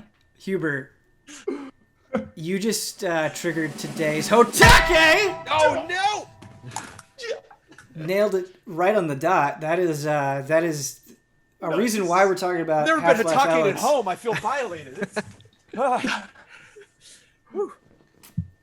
reason I'm talking about Half-Life Alyx and then going into the HOTTAKE is that is exactly how I feel. I cannot overstate how incredible this game is, and every time I have a session with it and I'm like, this is it. Like, this is a new step forward for video games. I really feel that in my soul.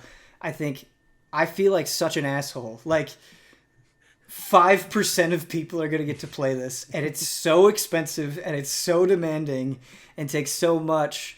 Like, it's weird. I honestly have not had a feeling to this degree with a video game where it's the epitome of must be nice. And it's like, I wish more people could experience this. I wish more people could get what I'm getting right now. Like, there's so many people that care about Half-Life, right, specifically, and have been waiting for so long, that won't really be able to enjoy this. They might be able to watch YouTube, and that's great. They might be able to watch streams, and that's great, but they may not be able to afford or for some other reason participate in this thing. How do we feel about that? Gotta do the void. I'm super torn because it is frustrating, but at the same time, them going all in like they did made this game what it is. If they held back and compromised to be able to let more people play it, to have like less tech and less demanding specifications, then yeah, I just don't feel like the game would be as innovative and magical as it is. Mm-hmm. So it's a tricky balancing act for sure. Yeah, for me, it's tough because I feel like we've gotten to this point now where there are only so many game experiences that can be had with a mouse and keyboard or a twin stick controller. And so like, it's nice to have developers that are trying to think outside the box in that way. And especially with all the things that seems like Half-Life Alyx is doing. But at the same time, yeah, like, oh God, I wanted VR so badly ever since like the original Oculus Rift came out, but it's just it's not just a pricey thing. It's also a space problem. Like, I just don't feel like I have in prior apartments. Like I feel like I didn't have the space to have a VR area. Now I have a little bit bigger of a living room, but still it's not like I have a whole room dedicated to it or anything like that, which, is the highest standard for playing that kind of game. So yeah, I'm torn. It's tough. I think torn is exactly the right way to say it. I feel the same. And listening to interviews with Valve, one reason why they didn't make Half-Life 2 Episode 3 is because they didn't want to just crank out iterative sequels. Like, they wanted Half-Life to come out and push the boundaries, to solve problems. And they felt like what they could do in VR did that, and you see it. And I really, truly have not played anything close to this. Like, it is top of the top, pushing things forward. And so I'm grateful. I'm grateful for that in some ways, that even though it will only be able to be appreciated by a small percentage of people, I do think that ultimately that pushing forward may help everybody down the line. That may not be true. I may have spent $1,000 on this Valve Index and never play anything again that fills me with the same joy. But now the door is open, right? And I think opening doors is good. And even things like thinking back to, say, the original Crysis, right? And how demanding that was, and how a lot of people couldn't play that. I'm still glad that existed. And over time, what I'm hoping happens is things kind of catch up, and the barrier for entry won't be so steep, and it'll be more affordable to more people. I don't know. I hope it goes that direction. And I think one of the really cool things is the invention of the Oculus Quest, which I think is absolutely the way forward for VR, because that's an all-in-one system. You don't need a big computer with a beefy graphics card to play it. And if they are able to continuously iterate on that, the way that they iterate on consoles, and make them more and more powerful without making, this big heavy thing that weighs down your head, I think that could be a future for VR. Something that lives alongside of consoles and PC gaming. Personally, that's where I would like to see VR go. I want to talk about it purely from a narrative standpoint, though, where people are so invested in this world and these characters, and it has such a dedicated community. And Half-Life, I think, for a lot of people, is kind of one of those games that was formative, right? Where it may have opened your eyes to gaming. It may have opened your eyes to PC gaming. It may have opened your eyes to first-person shooters. It may have opened your eyes to interactive storytelling. Like, Half-Life has done so much and really deserves all the accolades that it's gotten. Do you think this is a slap of the face to people who are dedicated but can't afford it, purely from a narrative standpoint? No. This is the absolute best way they could have done this story. Filling it in, giving us a little insight into Alyx's backstory, you know, her perspective. You're still in the heart of this universe and the heart of the events of Half-Life 2 without having the pressure of continuing the story. I think this is the best way to dip back into the universe and the narrative without feeling like you're leaving people behind, and without the expectations and pressure. I think it was a great call. Going forward then, so Valve has said, you know, in these interviews that they're doing, and they're really good, actually. I want to highlight the interviews, a couple of the interviews that IGN has done, specifically with Gabe, and then two other people who worked on Half-Life, Alyx. They did an unfiltered interview, and they're really phenomenal. You realize how just intimidatingly smart these people are and the problems that they're trying to solve. I highly recommend these interviews. Valve, you ever want to be on Frame Trap? Yeah. Hey. Anyway, going forward, they've said that they're excited about Half-Life, that working on Alyx has made them jazzed for the series and they want to do more. So theoretically, we have a new Half-Life game, you know, whatever it ends up being. I think Half-Life Alyx is so good in VR. Would it be disappointing if they made a non-VR game? Like, where do we go now? Do we go back to mouse and keyboard? Do we do it Resident Evil 7 style, where you can do both? I was just gonna say Resident Evil style, where you have maybe the Alyx sub-series that's PS or the Index in VR, but then you have the core Half-Life 3 or whatever that may be, just classic style. No VR.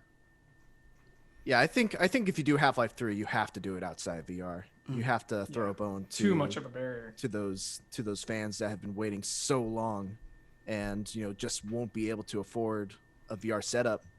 But I do like the idea of having this sub-series that is VR focused, so that they can still experiment with that space and push VR forward, because they're certainly doing more to push VR forward than any other developer out there right now.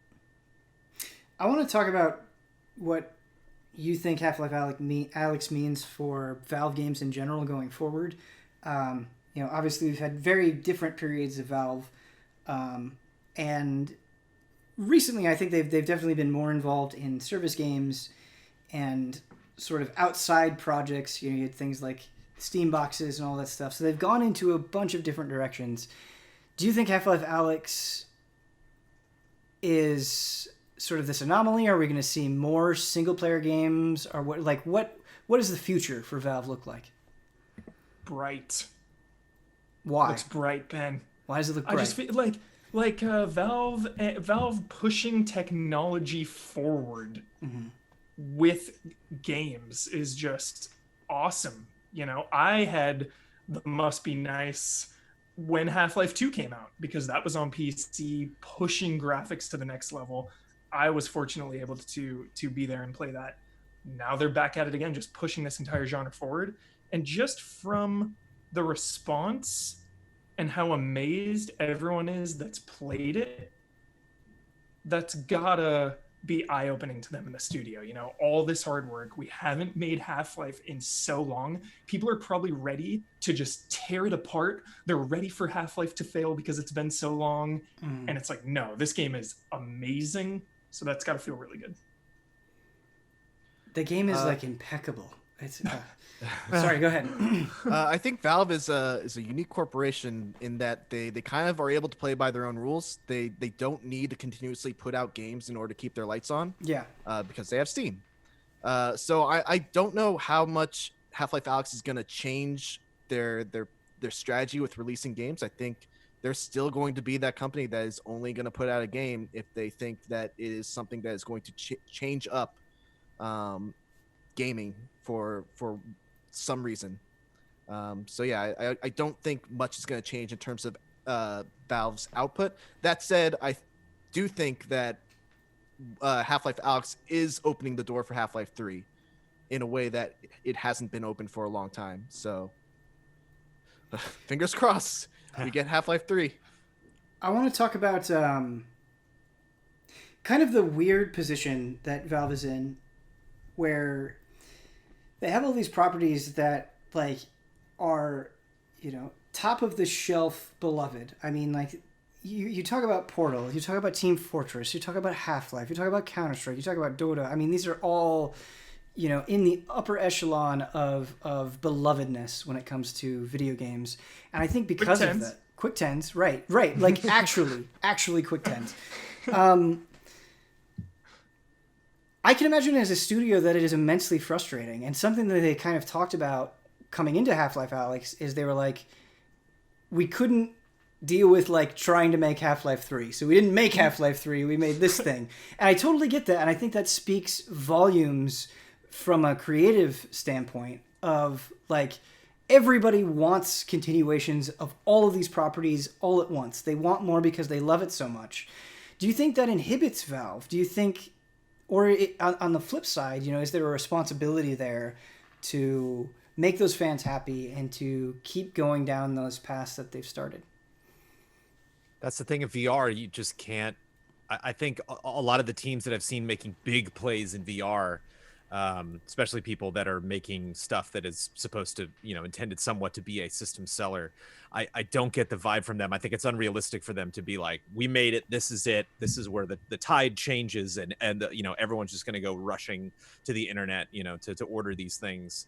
I think they have to. I don't know if I would necessarily call it a loss, because Mitch said like they're doing very well. I don't think this is really going to affect their bottom line, but I think it's important for them to kind of set that standard, to kind of show, you know, what can be done. And for people that are frustrated that they can't play it, at least it's nice to know that Half-Life as a franchise is a part of that celebration, of that standard, that benchmark that we'll know for a long time. Because that doesn't necessarily mean that a lot of, you know, developers are going to be able to look at something like Half-Life Alyx and then just do it. You know, this is something that takes a particular type of creative team, you know, that takes that can put a budget together, that can put tech together.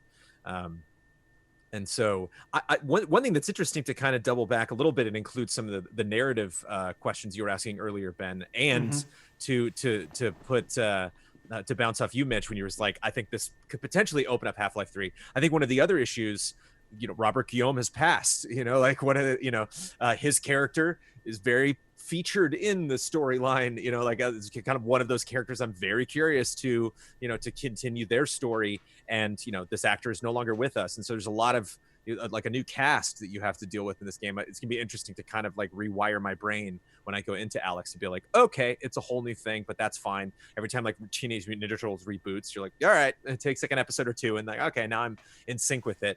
And so I wonder if kind of taking a step back is going to help them kind of, now we can move forward again, just with a new cast, with a new vibe. It's not so jarring potentially to move into a Half-Life 3 and see these faces look different and see this world. It's familiar, but at the same time, it does have to be different because it's been so long. So I think it is promising, and I think it does kind of speak to possibilities that they have. But at the same time, like, I would not be surprised at all if it's just, okay, Alyx, later we're going to go do something else. The Half-Life is something that we own, and we can comfortably return to it anytime we want. We don't, you know, necessarily feel beholden to a community to force ourselves to make something. Because if you really do love a franchise, that can also be frustrating when they feel like we're stuck, and you know, you do get like a Call of Duty Ghost. You're like, you know, it's like it's fun that we get these every year, but at the same time, there's just not enough time to innovate in a way that you need to.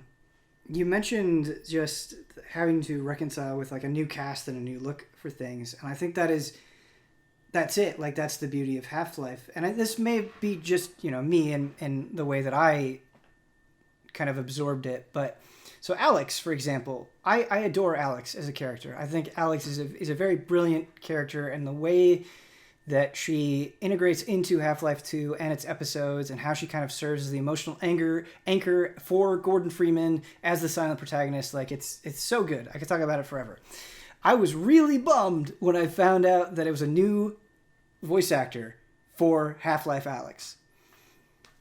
Playing it, I don't mind at all. Because that's not really what Half-Life is. It's not reliant on people talking to each other. It is the way they set things up. It is how they write the story. It is when they choose to have characters interact. It's like there's a moment where you're like kind of in this sewer-ish area. There are these grates overhead, and there are barnacles, and you can just hear Combine soldiers above you, and you don't interact with them. Classic Half-Life. Yeah, you don't interact with them, but you hear that like Combine beep and that talking and that sound, and you could change a lot of this, right? It wouldn't have to be Combine soldiers. It could be like monsters. It wouldn't have to be like the barnacles. It could be mines or something. You could change these things around. It's not so much the like literal things that are there that matters. It is the care in which they craft it, right? It is the menace that you feel by hearing something overhead that adds so much. And like, I don't know. I think as long as that magic is there, I don't know if any of this is making sense, but as long as that magic is there, Sure. as long as that care in the craft is there, I think you can switch out the details and it'll be okay. Well, Huber, you must have been a little nervous getting a new Kratos and being like, uh-oh, okay, here we go, and that worked, and sure. it doesn't make one better or worse. They're different characters, it's For sure. I think because the like God of War Ascension maybe though was like the last one before that one wasn't as great. That's kind of a little different. Whereas like we were kind of ready for a reinvention of God of War. Whereas like Half-Life 2 Episode 2 is the best Half-Life 2. I love that expansion. So it was pretty shocking that they went VR. Man, I want to play that game. Holy shit, Dude, Hubert, I might hook up it's right there. It's right there. It's right there in the garage. I might set it up after this podcast is over, man. you are not ready for how good it I is. can't. Do it I for can't all stop of us. talking about this anymore. Do it for all of us. Yo, fans. Hubert, like, yeah, I want every ally to experience it. That's what I'm trying to say. Is I want every ally to experience it. Like Animal Crossing is Once, just pure joy, but I'm just gonna be having my shovel, just like moving trees, and like, what am I doing right now? Once we make it through this trying time and this quarantine, set it up in the studio. It's actually probably a good thing for my wallet, because if there wasn't this quarantine, I absolutely would have rushed out to buy an Oculus Quest immediately after those reviews started dropping and I started to see some gameplay of Alyx. We need a federal stimulus package that gives everybody a copy of Half-Life Alyx, a PC, and a VR headset. But also, once we can go outside and share, VR equipment. Huber, have you ever thought about doing the Void, which is at? I've done it at Disneyland, but it's also there's one in Glendale. There's What is this? I've been wanting to do that so bad. So you have the PC on your back, and you just wander through like its own like a the custom. the Alienware backpack thing. The one I did is you're a stormtrooper, and again that's like I'm sure Alyx is doing things that this can't do, but and again we were talking about the quest, Mitch. Like I think this is baby steps, kind of moving into getting people just for 10-15 minutes. You walk out of that thing and you're like, I get it, and it's a whole different level than like, oh, I got to go to a friend's house and play something. It was like there were a lot of cool story moments in the Star Wars thing, but just being in a room and then walking into the next room blew my mind. It was a trip. I was like, I'm so ready for this cord to just yank my head back, and it's like, no, you go. So tell me if this is true. Is it true that when you're doing the Void, like if there's like a button on the wall, and you see like this button and like the space switches, you press the button and the door opens. Yep. Oh my god! You don't start with a weapon as a stormtrooper, and you go to them. They're like, get a gun, and you're like, what? Oh, and you go over to the gun, like, oh, and you pick it up. It's real. It's the item. Like, oh, cool. Yeah, it's a trip. I want to try it so bad. There's like a lava area. It gets all hot, and it's very cool. And there's like a Ghostbusters one. There's a Marvel one now where you're like all in like Iron Man suits. I think there's a Jumanji one too. Yeah, there's a lot, and it's crazy because everybody gets a different. It's classic theme park. Everybody around the world is getting different ones in different cities and stuff. So, but it's slowly but surely people get in there, and then once just like we're experiencing with Ben, like once you get bit, it's hard. You can't it's hard to stop thinking about it. It's hard. It makes everything else seem different, not worse, but just like it just changes your expectations for things a little bit. I honestly worry that Half-Life Alyx has set the bar a little bit too high for me. Like, I don't know, it's going to be hard going back to other things. And it's funny, Huber, because, you know, I've known you for a long time, and I feel like since I've known you, we've kind of, like, complained about Valve in a very particular way, where it's like, man, you remember how good Portal was? Do you remember how good Left 4 Dead was? And we would reminisce about the good old days. Playing Half-Life Alyx, all that frustration is gone. Like, it's like they never left. And it was like, oh, only Valve could make a game like this. Classic, what have you done for me lately? Right, yes. It was. And I felt like an asshole, where I was like, I regret that whining, because clearly you guys were putting in your heart and soul, and you cared so much. Like, I don't care how long it took. The fact that this is what came out, I think, really speaks volumes, for sure. So, are we ready for some emails? We're ready. Let's do it. Our first email comes in from Tyler. Hey, Ben and Allies. In my mind, and I'm sure many others as well, Animal Crossing will forever be linked to the coronavirus. Other than going to work, it is pretty much the only thing I've done. I've always thought the series wasn't for me, but I decided to give it a shot on the Switch, and it is now one of my favorite games ever. With life being so weird while finding a new favorite series, I don't think I'll ever separate them. So that got me wondering, do you guys have games that you associate with certain events that have happened in your life? Whether it be a personal event or something many others are going through as well, good times or bad. Thanks for all your guys' hard work lately. You've made the best out of a terrible situation, and have helped brighten mine and many others' days in the process. For me, I guess I can start. For me, I would say I have two of them. Warcraft 3 would be my high school game, just because that was the game that I would play with my friends in high school. And then college, it was League of Legends. I was so into League of Legends, and those two things are like the college lifestyle and League, and just like everyone in my dorm playing it at the same time, and like, you know, yelling and hearing other yelling in the dorm halls. That is definitely something that is intrinsically tied to each other. Hell yeah. I'm like that with StarCraft 2 in college. Just nonstop. Every day, all day. StarCraft 2 in college. Every day. Yeah, I have a class tomorrow morning. Bah. Screw it. We got ladders to climb. Man, sometimes I miss college, because it was like, we're all so broke, we can only kind of play what we have, and so we're just going to play what we have a lot. And so it was a lot of Call of Duty 4, it was a lot of World at War Zombies, and it was a lot of Halo 3. And it was the best. Like, just getting people in the same room, just going at it with games. Nothing beats it. Huber, I stuck around for summer classes because I needed to pick up a couple extra credits, and a friend of mine was doing Into the Woods, which is one of my favorite musicals, and he asked me to be in it, and I was like, yeah, this is in college. And I was like, sure, I'll stick around, I'll do Into the Woods.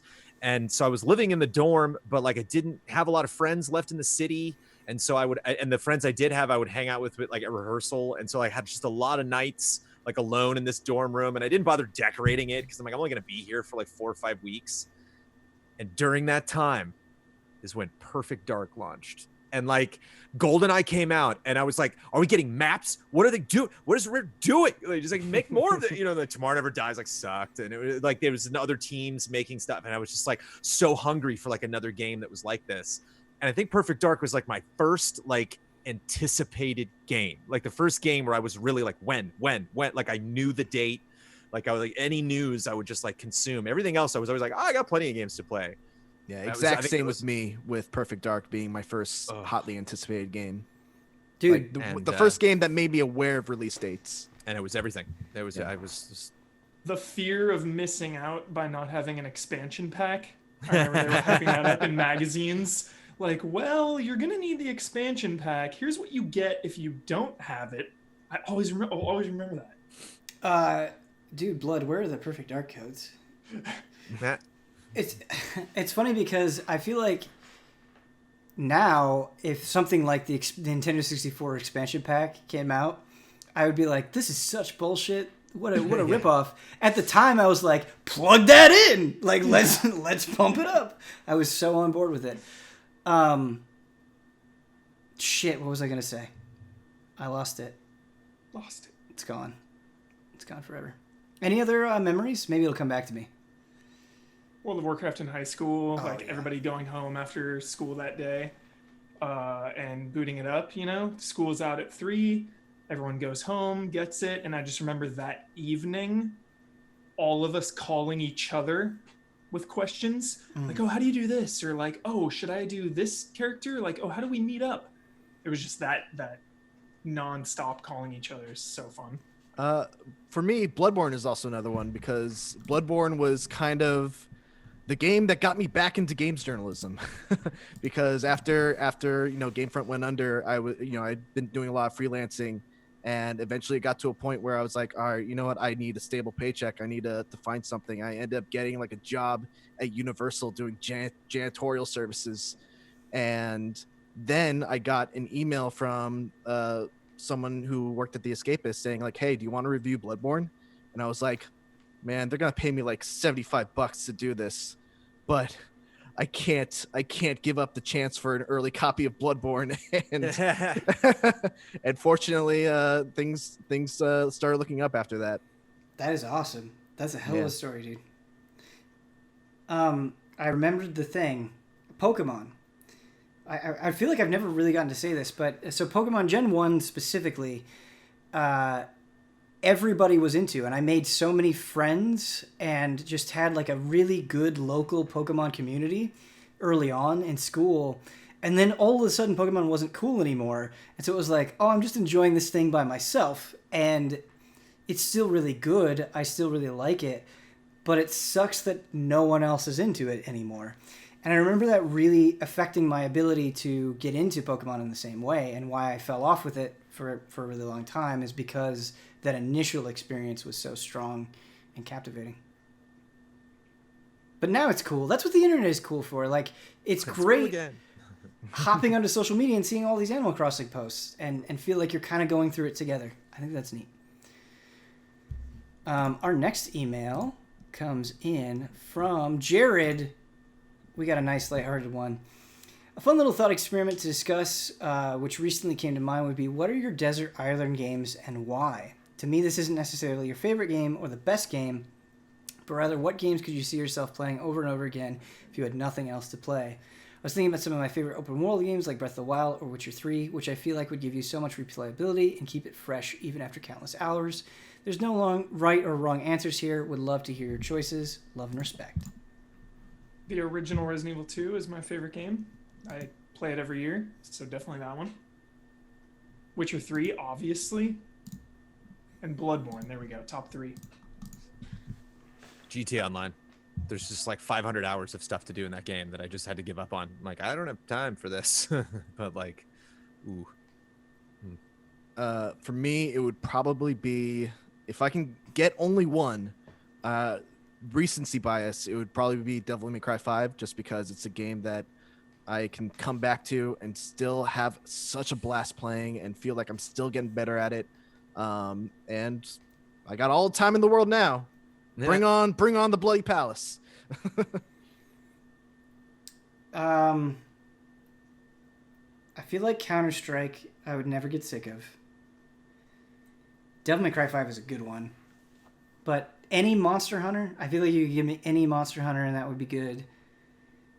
And a fighting game, I guess out of the recent ones, probably Tekken 7. I feel like Tekken 7 would keep me occupied for a long time. So those Monster Hunter, Tekken 7, and Counter-Strike, I think, would be ones that I would be into.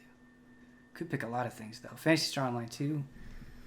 GTA Online is a good pick, Brandon, because that's like a game that I've always wanted to get into, but just never made time for. So Desert Island would be good. Bloodborne, though. Yeah. Bloodborne's also a good one, and Dark Souls. Listen, man. If I'm going to a desert island, I'm taking 1,000 games with me, and you can't stop me. Listen. Smuggle them in. You can't stop me. Last email comes in from Matthew Short. Hey Ben, first time emailing. Recently, I have finally gotten around to playing the Zero Escape series. Yay! Oh, I've just finished. Oh, are you getting into them now? Yeah, recently. All right. See, Mitch. Welcome to Easy Allies. I feel like your taste is good enough that you are just now an ally. All right, great. I just finished Virtue's Last Reward and about to start Zero Time Dilemma. I remember the video when you were recommending 999 to Elise Willems all those years ago, and I've wanted to play them ever since. What series or games did you get around to long after their original release? Also, I saw the late to the party thread on Risa Era. That's not me, but I wonder how many people jumped in with the recent PSN sale. Zero Escape. Zero Escape. Monster Hunter. Word. Trying to think of some other ones. I'm sure, dude. I mean, sure, a lot of people hopped onto The Witcher, or not The Witcher, Yakuza. That was one that I started with Yakuza 0 when that came out. And Praise be Yakuza 0. Yeah. And started working my way through that. I didn't play through Link to the Past until I was in my 20s. So that one was super late for me. And then I know this is going to make people mad, but Resident Evil was something that I got into very, very late, mainly because when I was a child, I was way too chicken to even entertain the idea of playing a survival horror game. I haven't gotten much better, but I've gotten to baby. I've gotten to a point where if there's something in the game that is appealing enough that I can push through the scariness of it. And for Resident Evil, that was the inventory management aspect of it, and just the idea of like mastering an environment like you do in Resident Evil 1, Resident Evil 2 particularly. Do you want to know the secret? I played Resident Evil 2 remake on PC, and having that mouse aiming, man, it makes all the difference. Pop, pop. It's so good.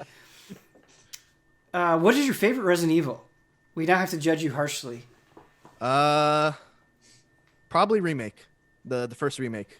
Resident Evil remake. Welcome aboard. Very good answer. Welcome aboard. Welcome aboard. This is Easy Allies. Second Resident Evil 2 remake. Some would say that Resident Evil 1 remake is one of the greats. HallofGreats.com. Yeah. Any other late entries for you guys? This gen was dope because I got back to Zelda for being gone for a long time. Like Ocarina loved and Majora's Mask loved, and Wind Waker didn't finish. Amanda finished, but and then just I didn't, never really sampled that. God of War played 1, Hubert didn't play 2, didn't play 3, didn't play Ascension, and then just oh my God, the new one is just coming back to a lot of these series. It felt really good this gen. And Souls, awesome. For sure. Not only Souls, that I was just it took me a long time. I was like, no, you can't. Not gonna play it. Played Souls for 2 hours. Is it on a stream just for lulz, and then it was just screw this series. And then Bloodborne was holy shit. This is good stuff. I'm playing this despite my reservations about this franchise because this game just looks too beautiful.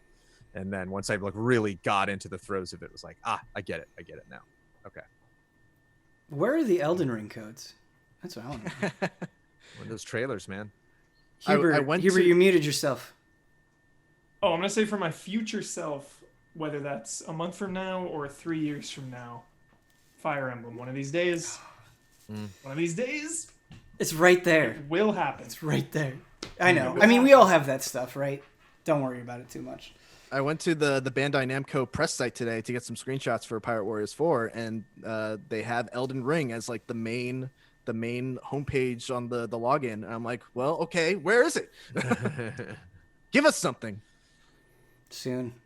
I think it's always stupid to say this because you may just end up looking like an idiot in hindsight, but I think we're in this golden age of games that 10 years are gonna pass. I'm gonna look back at this time and be like, holy shit, this was an apex of quality.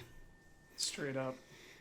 But I think that is gonna do it for this edition of Frame Trap. If you would like to send in an email askeasyallies@gmail.com. Once again, the address is askeasyallies@gmail.com. Thank you, as always, of course, to Michael Huber, Brandon Jones, but an extra big special shout out. Thank you to Mitch. Thanks for joining us, man. Thank you guys so much for having me. This has been an absolute honor. I used to do a lot of drives from San Francisco back to LA and back and forth, and I would map how close I am to each destination by what episode of Frame Trap I was on. Nice. So you guys have kept me company many a car ride. So thank you guys. This has been awesome. I'm a huge fan of Easy Allies and just a huge fan of you guys as people. Love you, man. Love yeah, you it's too, good to man. chat You with too. you again, man. It's been a while. Respect. But wait, hold up. You would do frequent San Francisco Yeah, to LA that's- drives? Yeah, 'cause You're insane. Yeah, that's I hardcore. had to do that too. yeah, multiple It's not fun. times per year because I got to see my family. Yeah. Same, dude. I lived there. I lived up in SF. That drive is so annoying. It is so annoying. Absolutely. I've done that drive like once, and I never wanted to do it again. It's like an audiobook. That's a drive. Mitch, do you want to plug anything? I don't know. I guess I don't know if IGN needs a plug, but like anything you No. want to plug. It's all about me. Yeah. No, you can follow me on Twitter at Jurassic Rabbit. I stream usually every Friday. I'm taking a week off this week because I've already taken 2 hours of living room time away from my wife, and I don't want to take another 2. But you can find that on twitch.tv/Jurassic Rabbit. As I always say, any kind of video streaming or social media service, put a / in Jurassic Rabbit, and you'll find me. Nice. That's a good way to do it. To chat and to VOD viewers of this, I know this is not ideal. This is not like the best way that we could record a Frame Trap, and I'm sure the quality will take a hit, definitely. But thank you so much for your patience. We are trying to figure this out. We're trying to give you stuff as best we can. So yeah, just a huge shout out to you for being understanding, for being there, and for supporting us. Really, really, really appreciate it. Now more than ever. And yeah, it's gonna do it for us. Until next time. And also do check out IGN.com too. Of course, I shouldn't have said that. Do check out IGN.